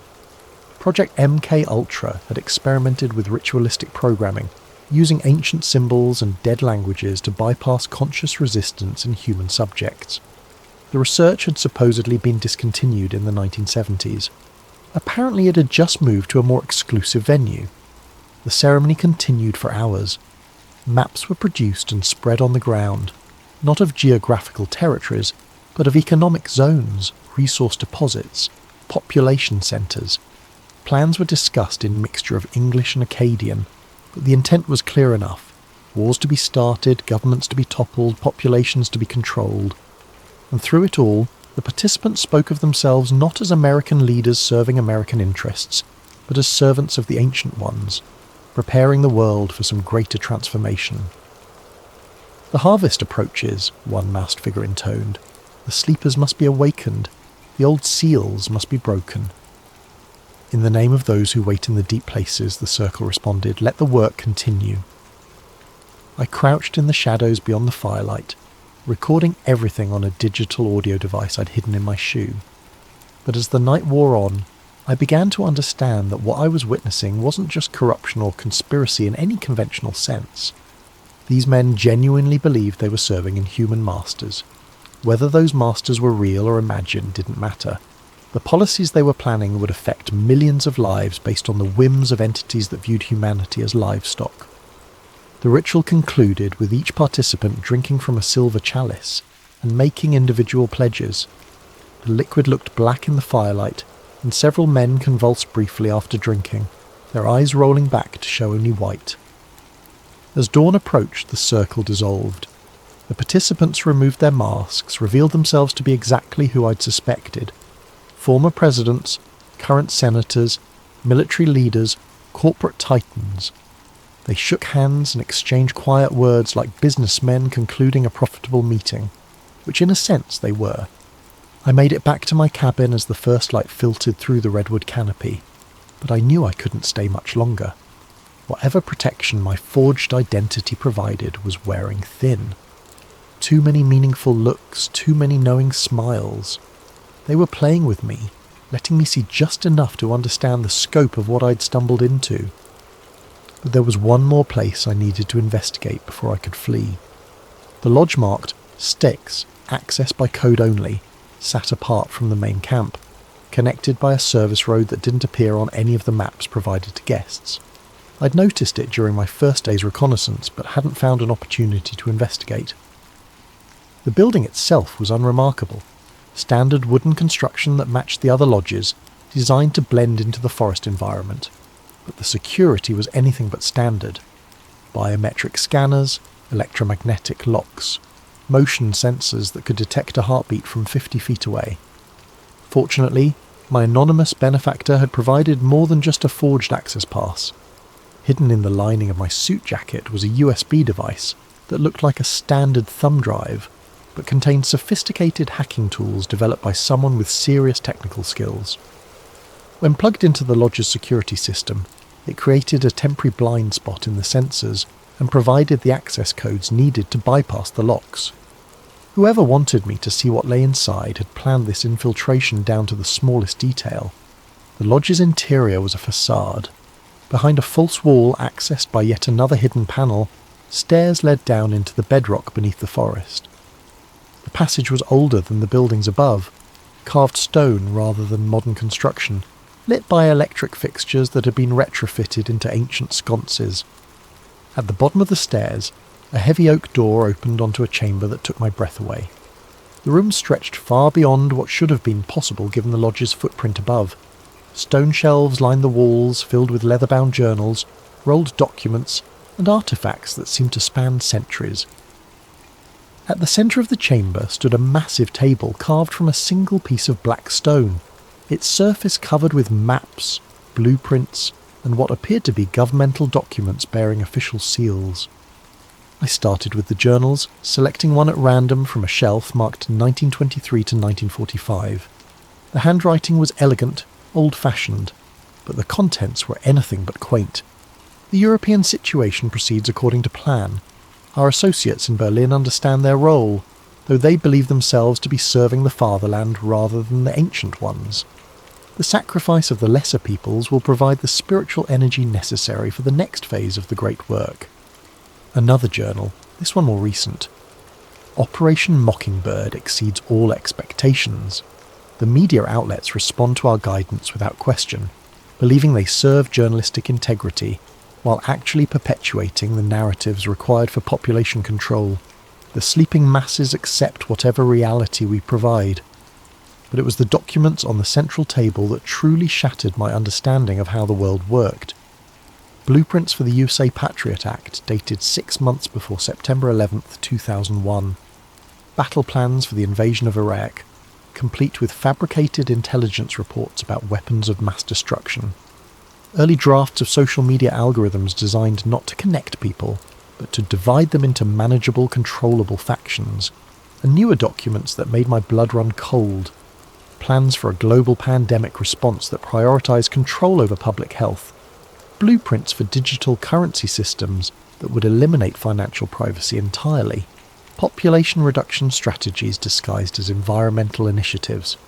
The most disturbing document was a roster of participants going back to the 1870s, when the Bohemian Club was first founded. Names I recognised from history textbooks, titans of the Gilded Age who'd shaped America's industrial development. But also names that shouldn't have been there. Figures from much earlier periods, some dating back centuries. Either the record keeping was fantastically inaccurate, or some of these participants weren't entirely human. At the bottom of the most recent page, a note in fresh handwriting. E. Granger, journalist, witnessed inner circle ceremony. July 16th, 2023. Asset or liability. Recommend termination if no compliance by dawn July 18th. They knew exactly who I was, had known from the moment I'd walked through their gates, the anonymous email, the forged pass, the convenient access codes. It had all been an elaborate test, and I was apparently failing. A motion sensor somewhere in the chamber beeped softly. Red lights began flashing along the walls. In the distance I could hear the sound of heavy footsteps descending the stone stairs. I grabbed as many documents as I could carry, stuffed them into my jacket and looked for another way out. But there was only one exit, and it was about to be filled with very unfriendly people. The footsteps were getting closer. Voices echoed down the stairwell. Professional, clipped. The kind of tactical communication used by military operators. But then the lights went out. Emergency lighting kicked in a moment later, bathing everything in hellish red. And in that brief moment of darkness, I heard something that shouldn't have been possible. A voice speaking directly into my mind, words that bypassed my ears entirely. Run, little journalist. Run and tell the world what you've seen, but know that the telling will be your doom, and the world's salvation requires far greater sacrifices than one man's life. When the emergency light stabilised, a section of the stone wall had opened, revealing a narrow tunnel that led deeper into the earth. I didn't hesitate. Whatever entity had just spoken to me, whether it was one of the ancient ones or something else entirely, it was offering me a chance to escape. I took it. The tunnel system beneath the grove was extensive and clearly ancient. Carved passages connected natural caves, creating a network that probably extended for miles underground.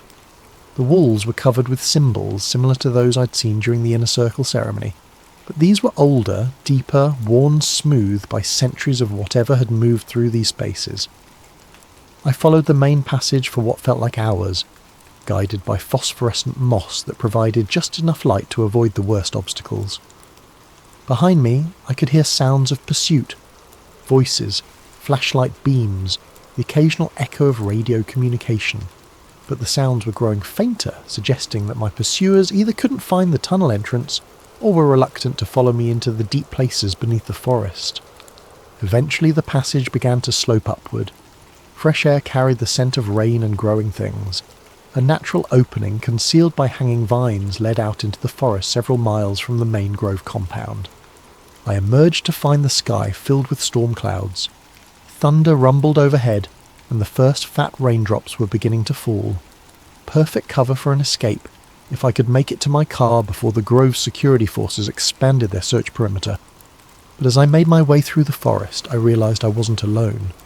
Figures moved between the trees, not the tactical teams I'd expected, but something far stranger. They wore the bone-white owl masks from the inner circle ceremony, but their movements were wrong, too fluid, too precise. And their eyes glowed with a faint bioluminescence that had nothing to do with reflected light. "The journalist sees too much," one of them said, the words somehow audible despite the increasing thunder. "The ancient ones are displeased." "But the compact must be honoured," another replied. "He was brought here for a purpose. Let him carry the message to the outer world. Let them know what awaits." I ran. Behind me, inhuman laughter echoed through the forest. Not pursuit exactly, but something far more unsettling. The sound of predators who were confident their prey could never truly escape. I reached my rental car as the storm broke in earnest. Rain pounded the windshield as I drove through the night, taking back roads and avoiding the main highways. In my jacket pocket, the stolen documents felt like they were burning against my chest. But I'd made it out. I had evidence. I had proof of the conspiracy that shaped world events from the shadows of a California forest. Or so I thought. I uploaded everything to an offshore server farm in Iceland. Documents, audio recordings, photographs, detailed notes of everything I'd witnessed. Multiple backup copies, distributed through anonymous networks, protected by military-grade encryption. Within 6 hours, every file had been corrupted or deleted. My apartment was ransacked while I was at an internet cafe, uploading the files. Nothing obviously stolen, but every electronic device had been confiscated or destroyed. My laptop, phone, backup drives, even the digital camera I'd left in a drawer, all gone. The mainstream media ignored my story completely. Alternative news sites that initially showed interest suddenly went silent. Forum posts about the Grove were deleted within minutes of being posted. It was as if the entire internet had been scrubbed of any reference to what I'd discovered. But the worst part was the dreams. Every night since my escape, I've been visited by visions of the Ancient Ones.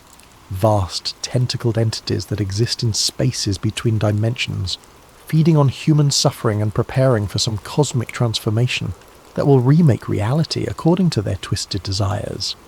They show me glimpses of the future they're working to create. Cities drowned beneath black oceans, skies filled with screaming winds, populations reduced to cattle serving inhuman masters. And they whisper that I'm not a hero or a journalist or even a victim. I'm a messenger.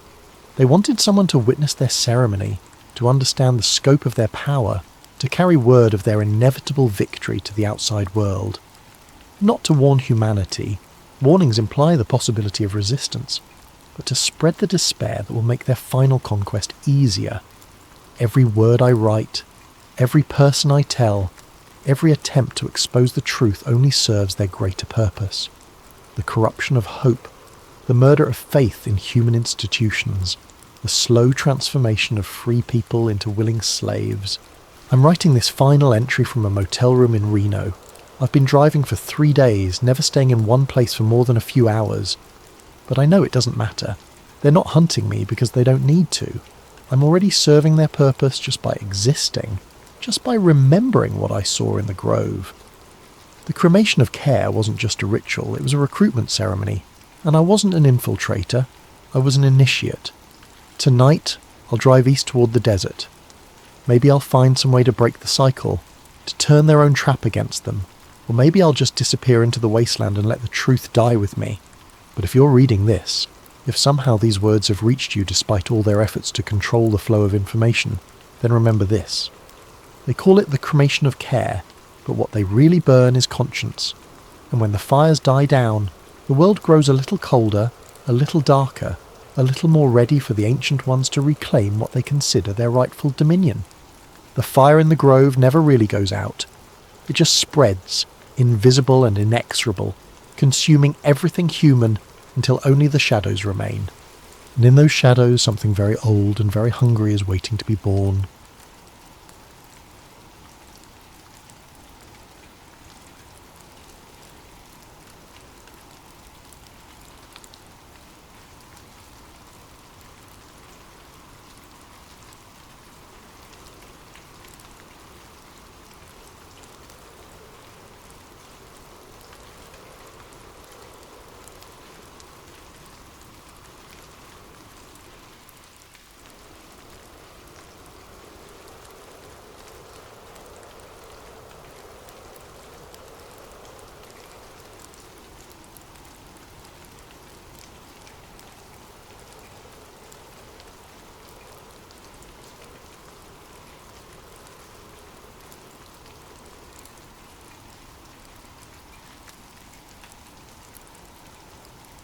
Tonight, I'll be your guide on a journey into one of the coldest and most enduring mysteries of the Cold War era.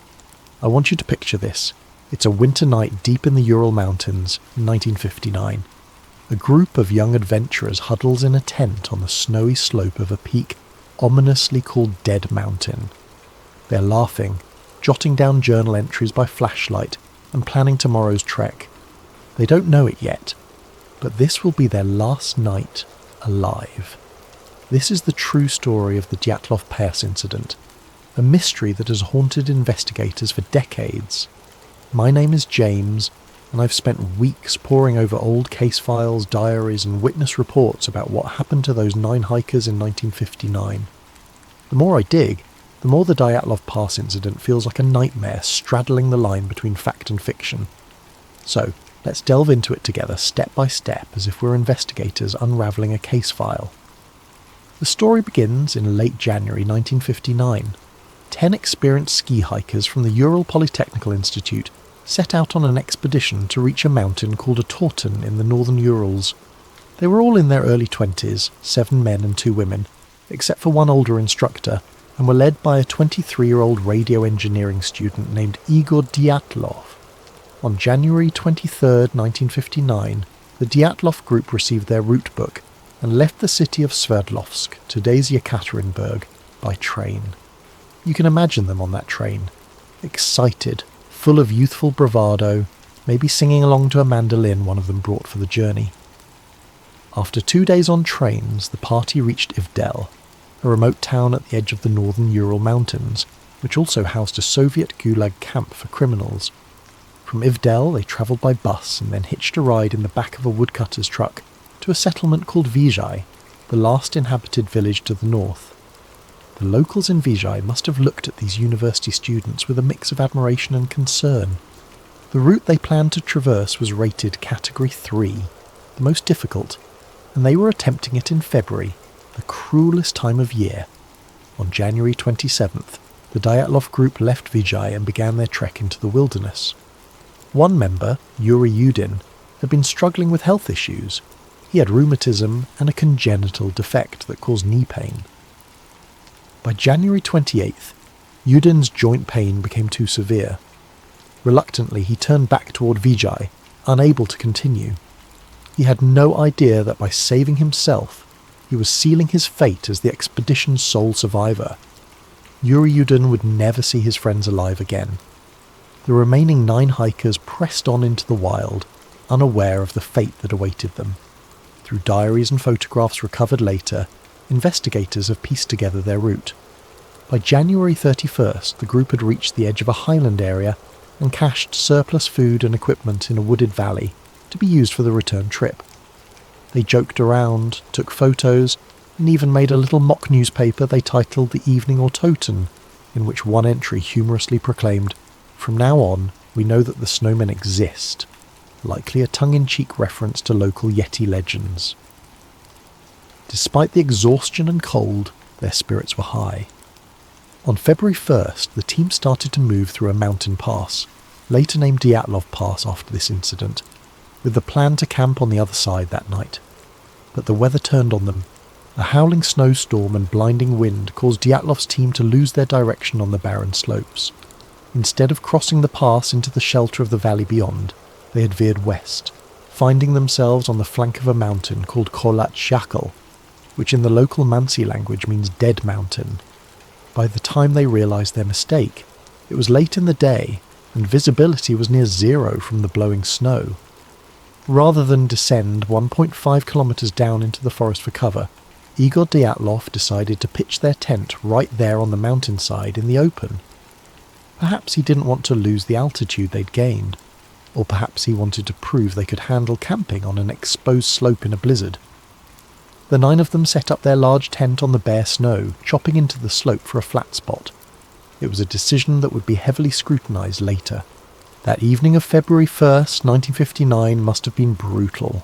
Temperatures were around minus 20 degrees Celsius, and winds roared over the pass. Still, inside the tent, the group was relatively secure. They had a warm dinner. Later forensic analysis of their stomach contents showed they ate around 6 to 7 p.m. In one of the last photos recovered from their cameras, they are seen joking and smiling as they set up camp in the twilight on February 1st. Despite the extreme cold and howling wind outside, they seemed in good spirits, jotting down journal entries and chatting as they settled in for the night. They could not have imagined the terror that was coming. Something happened in the dark early hours of February 2nd that changed everything. We don't have eyewitnesses to describe it. All we have is the evidence left behind, and that evidence reads like the opening scene of a horror film. Sometime after midnight, the tent was suddenly slashed open from the inside.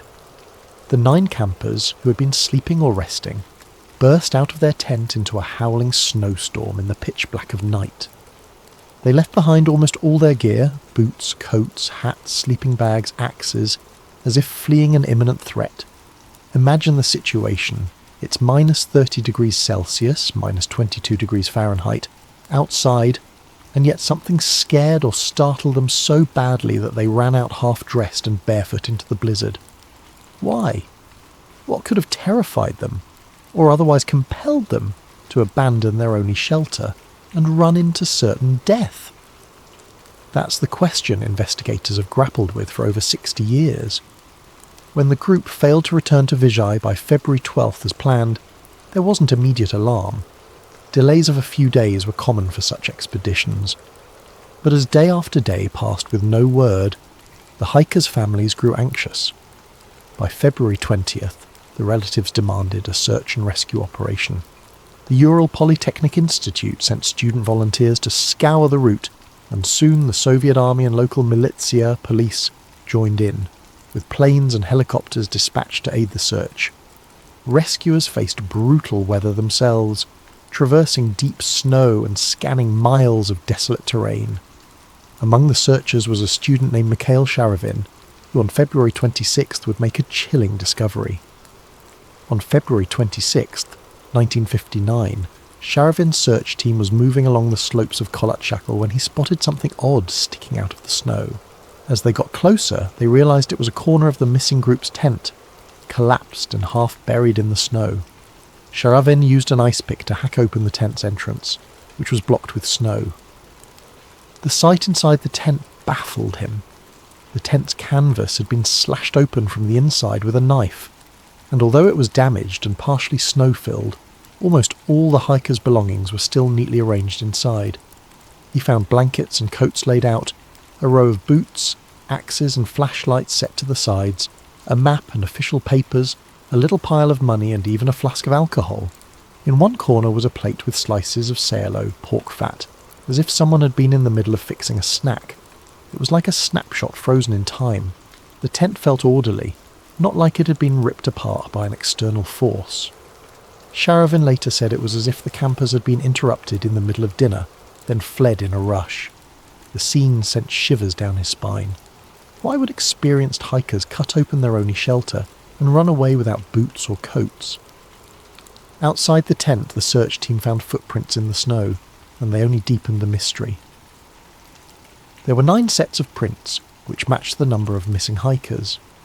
They could see the impressions of feet wearing only socks, or a single shoe, and some barefoot. You could even make out toe marks in the frozen snow.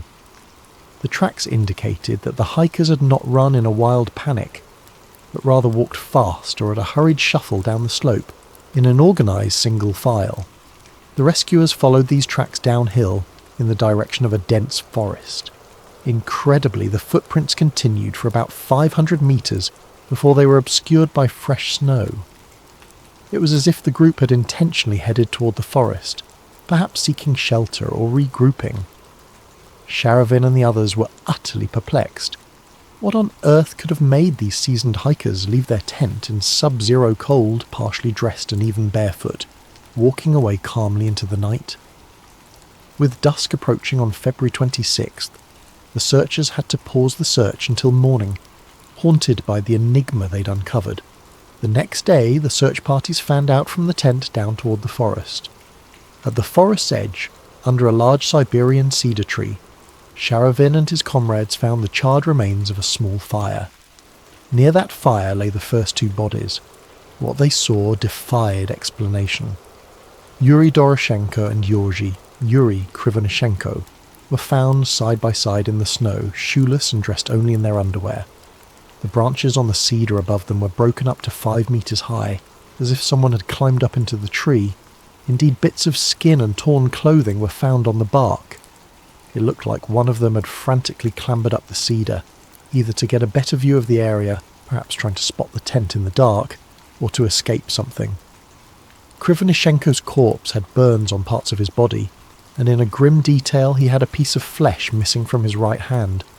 It turned out he had bitten off a chunk of his own knuckle, possibly in an attempt to stay conscious or stifle a scream while dying of cold.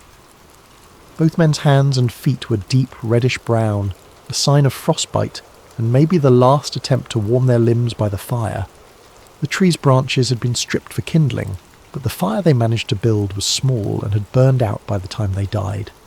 The image of these two friends huddled by a dead fire, slowly freezing to death in their underwear under a sky of endless black, is something I can't easily shake off. About 300 meters away from the cedar tree, toward the tent, the searchers found the body of Igor Dyatlov. He was lying face up in the snow, head oriented toward the tent up the slope, as if he had been trying to crawl back that way. Dyatlov was better dressed than the two under the tree. He wore a flannel shirt, a sweater, and pants, but notably, he had no coat and no boots, only socks on his feet. One arm was frozen upright, reaching toward the sky, clutching a small birch branch. His other hand was pressed to his chest. People who saw his body remarked that he appeared to be protecting something in his jacket or close to his heart. Perhaps a photograph or his notebook, though nothing of note was found on his chest. His face, when they cleared the snow, was strangely calm, eyes open. Not far from Dyatlov, searchers found Zinaida Zina Kolmogorova, the 22-year-old female student in the group. Zina was better dressed than Igor. She had on 2 sweaters and 2 pants, but she too lacked boots, wearing only socks. Her body was turned toward the tent and her arms were extended forward, bent at the elbows, as if she had been crawling uphill on her stomach, desperately trying to get back to the tent before the cold overtook her. On Zina's right side, the searchers noted a long, bright red bruise running along her torso, resembling a blunt force injury from a baton or the butt of a rifle. It was an odd injury to see, given that she had no other major external wounds. It took a few more days until March 5th to find Rustem Slobodin, the last of these first 5 bodies. Slobodin, 23, was discovered face down in the snow about 480 meters from the cedar, roughly halfway back toward the tent. He was dressed more warmly than the others. He had a long-sleeve undershirt, a sweater, 2 pairs of pants, 4 pairs of socks, and 1 felt-lined boot on his right foot, but his head was bare and his left foot was only in a sock. In his right hand, Slobodin clenched a small pocket knife, closed. An autopsy would later reveal that Slobodin had a fracture in his skull, about 7 inches long, consistent with a blunt impact. However, this crack in his skull was not deemed a fatal wound. The medical examiner thought Rustem could have sustained it during a fall and continued moving for at least an hour afterward. Like Dyatlov, Kolmogorova, Doroshenko and Krivonishenko, Rustem Slobodin ultimately died of hypothermia. In fact, the first 5 bodies found all had no life-threatening external injuries. They had perished from the unforgiving cold. Slobodin's watch was found shattered and stopped at 8:45, though it's unclear if that was 8:45 a.m. or p.m, or even 8:45 on a different date. It was as if time itself froze at that moment. Now imagine being Yuri Yudin, the one who had turned back, called in to identify the bodies of your friends. One by one, the first 5 corpses were airlifted to the morgue in Ivdel for autopsy and identification. Yudin, with a heavy heart, confirmed their identities. But 4 members of the Dyatlov party were still missing. Weeks passed with no sign of them. The winter snows began to melt under the early spring sun.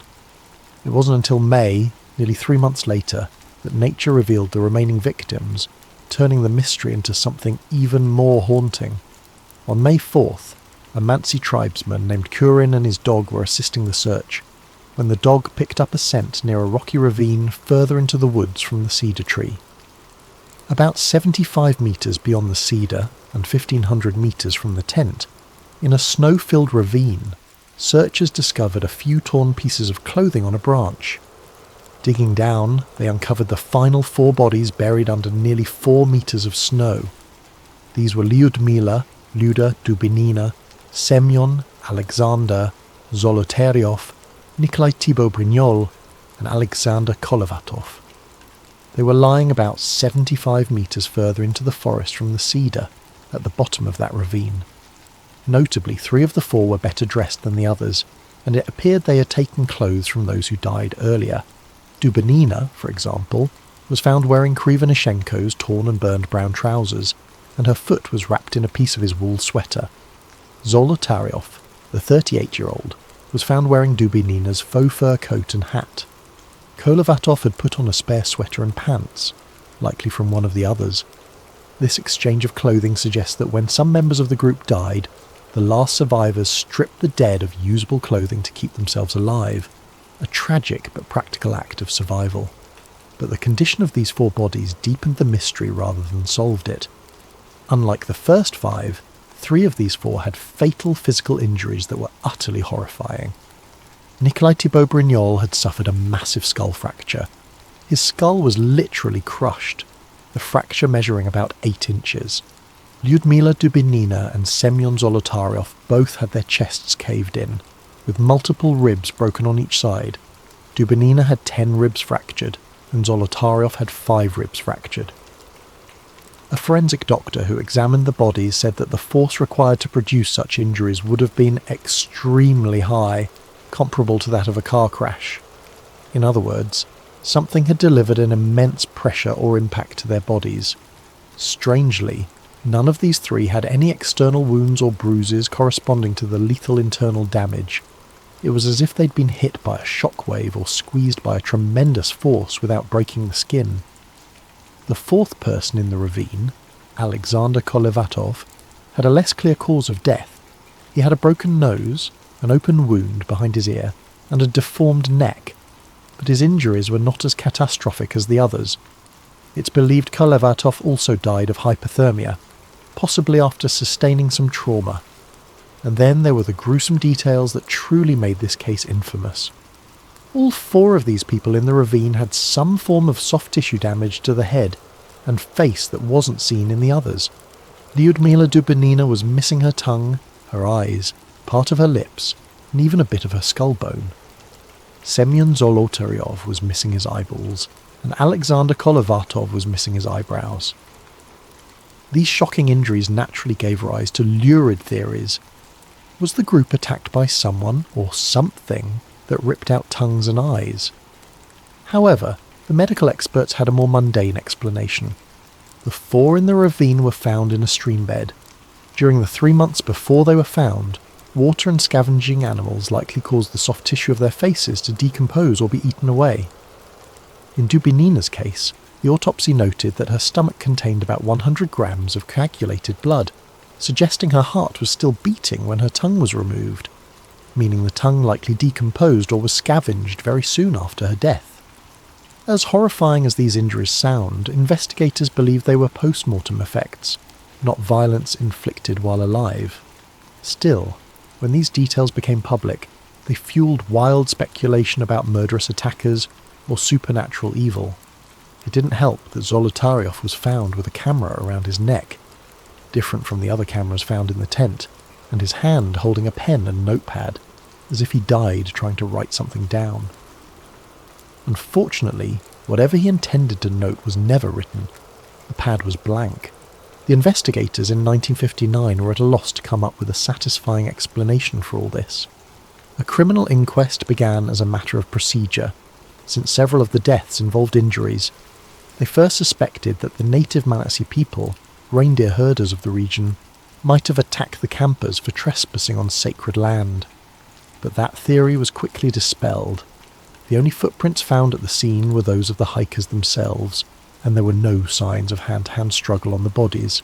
In fact, the Mansi had helped in the search, and had no history of hostile encounters with hikers. Next, investigators considered an avalanche, but the pattern of the tent and the footprints suggested otherwise. We'll revisit that later. As for animal attack, no large animal tracks were found, and the violent injuries didn't have the telltale marks of claws or teeth. the Soviet authorities were left to conclude that no other humans were involved in the Dyatlov group's demise. One of the doctors famously commented that the force which killed Dubinina and Zolotaryov was more than any human could inflict. No human could be powerful enough to cause such damage. One piece of information emerged that added a strange Cold War twist. When the forensic analysts tested the hikers' clothing, they found unusual levels of radiation on some of the garments. Specifically, Dubinina's brown sweater and Krivonishenko's wool pants were found to be radioactive. This discovery didn't make sense in a hiking context, and was not something the average person could detect. It was only found because one investigator had access to a Geiger counter. The presence of radiation fueled speculation that the Dyatlov party had encountered some secret weapon or radioactive fallout. However, a closer look provided a more ordinary explanation. Yuri Krivonishenko had previously worked at the Muzak nuclear facility and was involved in cleaning up a major nuclear accident in 1957, the Kishtim disaster. It's very possible his clothes were contaminated from that event and still carried traces of radiation. Likewise, Alexander Kolevatov had studied nuclear physics and worked at a secret institute in Moscow, which might explain contamination on some items. In short, the radiation might not have had anything to do with the incident. It could have been a red herring. Still, the fact that their skin reportedly had a deep tan, and some of their hair had turned grey when relatives saw the bodies only intensified rumours of some nuclear or chemical exposure. Authorities claimed the skin tanning was a natural mummification effect from lying in the sun and cold for weeks, and that hair can turn colour from exposure or the embalming process. But to grieving families in 1959, radioactive clothes and orange skin sounded like the stuff of government cover-ups and sci-fi nightmares. By May 1959, the official investigation was drawing to a close without a concrete answer. The lead investigator, Lev Ivanov, was under pressure to wrap it up. In his final report, Ivanov wrote that the hikers died because of the effect of an unknown compelling force. It was a vague catch-all phrase, essentially admitting that they couldn't figure it out. No external culprits could be identified, and the case was therefore closed without any criminal charges. The files were stamped secret and filed away in a Soviet archive. The Dyatlov Pass area was also declared off-limits to other expeditions for the next 3 years, supposedly to prevent any more tragedies, though some see it as an attempt to keep curious eyes away. The inquest's official finding was that the group members died due to a compelling natural force, a phrase that raised more questions than it answered. Imagine the weight of that silence. 9 young lives lost, and their families were told they would never know exactly how or why. In the Soviet Union of 1959, that was that. Some of the parents and siblings sensed a cover-up. Zina Kolmogoreva's mother, for instance, and Igor Dyatlov's parents all received hushed warnings from officials. The families were explicitly told, "You will never know the truth, so stop asking questions." In those days, if the party or KGB told you to be quiet, you stayed quiet, out of fear.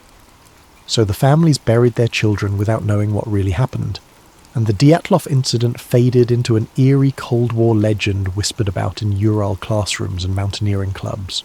As for Yuri Yudin, the sole survivor who wasn't even there, he lived the rest of his life with survivor's guilt and a burning desire to find the truth. Yudin repeatedly insisted that his friends did not die due to some simple natural accident. He felt in his gut that something else, something man-made, had to have caused it.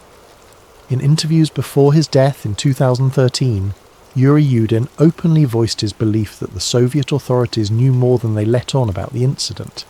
In fact, not long before he died, Yudin publicly stated that he believed his teammates had been taken out of the tent at gunpoint and murdered. He even speculated that Dubinina's tongue was cut out by perpetrators because she was the most outspoken of the group. These are incredibly serious accusations, and they were never proven. Yudin admitted he had no evidence, just deep suspicions after a lifetime of thinking about it. Whether Yudin was right or wrong, his perspective shows just how deeply the Dyatlov mystery can burrow into someone's soul. So, here we are decades later, with more questions than answers. I'm a modern-day investigator, combing through the remnants of old reports and new theories. As I piece together each bit of evidence, I feel that cold wind from Dead Mountain blowing through the decades. The Dyatlov Pass incident has become one of the world's most enduring mysteries, precisely because it sits at the crossroads of the explicable and the baffling. Over the years, numerous theories have been put forward to explain it, some grounded in scientific reasoning, others veering into the paranormal or conspiratorial. Let's examine these theories one by one, like branching investigative paths, and see where each leads. Keep in mind, any good explanation must account for all the odd details we've discussed: the torn tent, the state of undress, the bizarre injuries, the radiation, the reports of strange lights in the sky, the secrecy. It's a tall order, but let's walk these paths together. The first path is the one that the Russian authorities themselves eventually settled on: an avalanche. For many, this is the most straightforward explanation. Picture the scenario. The Dyatlov group is asleep in their tent on the slope, when suddenly a slab of heavy snow above them fractures and slides down onto the tent. The tent fabric begins to collapse and they hear the roar of snow. In a flash, the group panics. They believe a full avalanche is about to bury them. In seconds, they grab a knife, slash open the tent from the inside, because the entrance is blocked or hard to open under the weight of snow, and they flee into the night wearing whatever they had on at that moment. This theory gained significant traction, and in fact in 2019 to 2020 the Russian government reinvestigated Dyatlov Pass and concluded that a slab avalanche was the official cause of death. Later that year, a team of scientists published new computer simulations supporting the plausibility of an avalanche. In this case, the most appealing aspect of the avalanche theory is that the hiker's actions no longer seem irrational under this lens.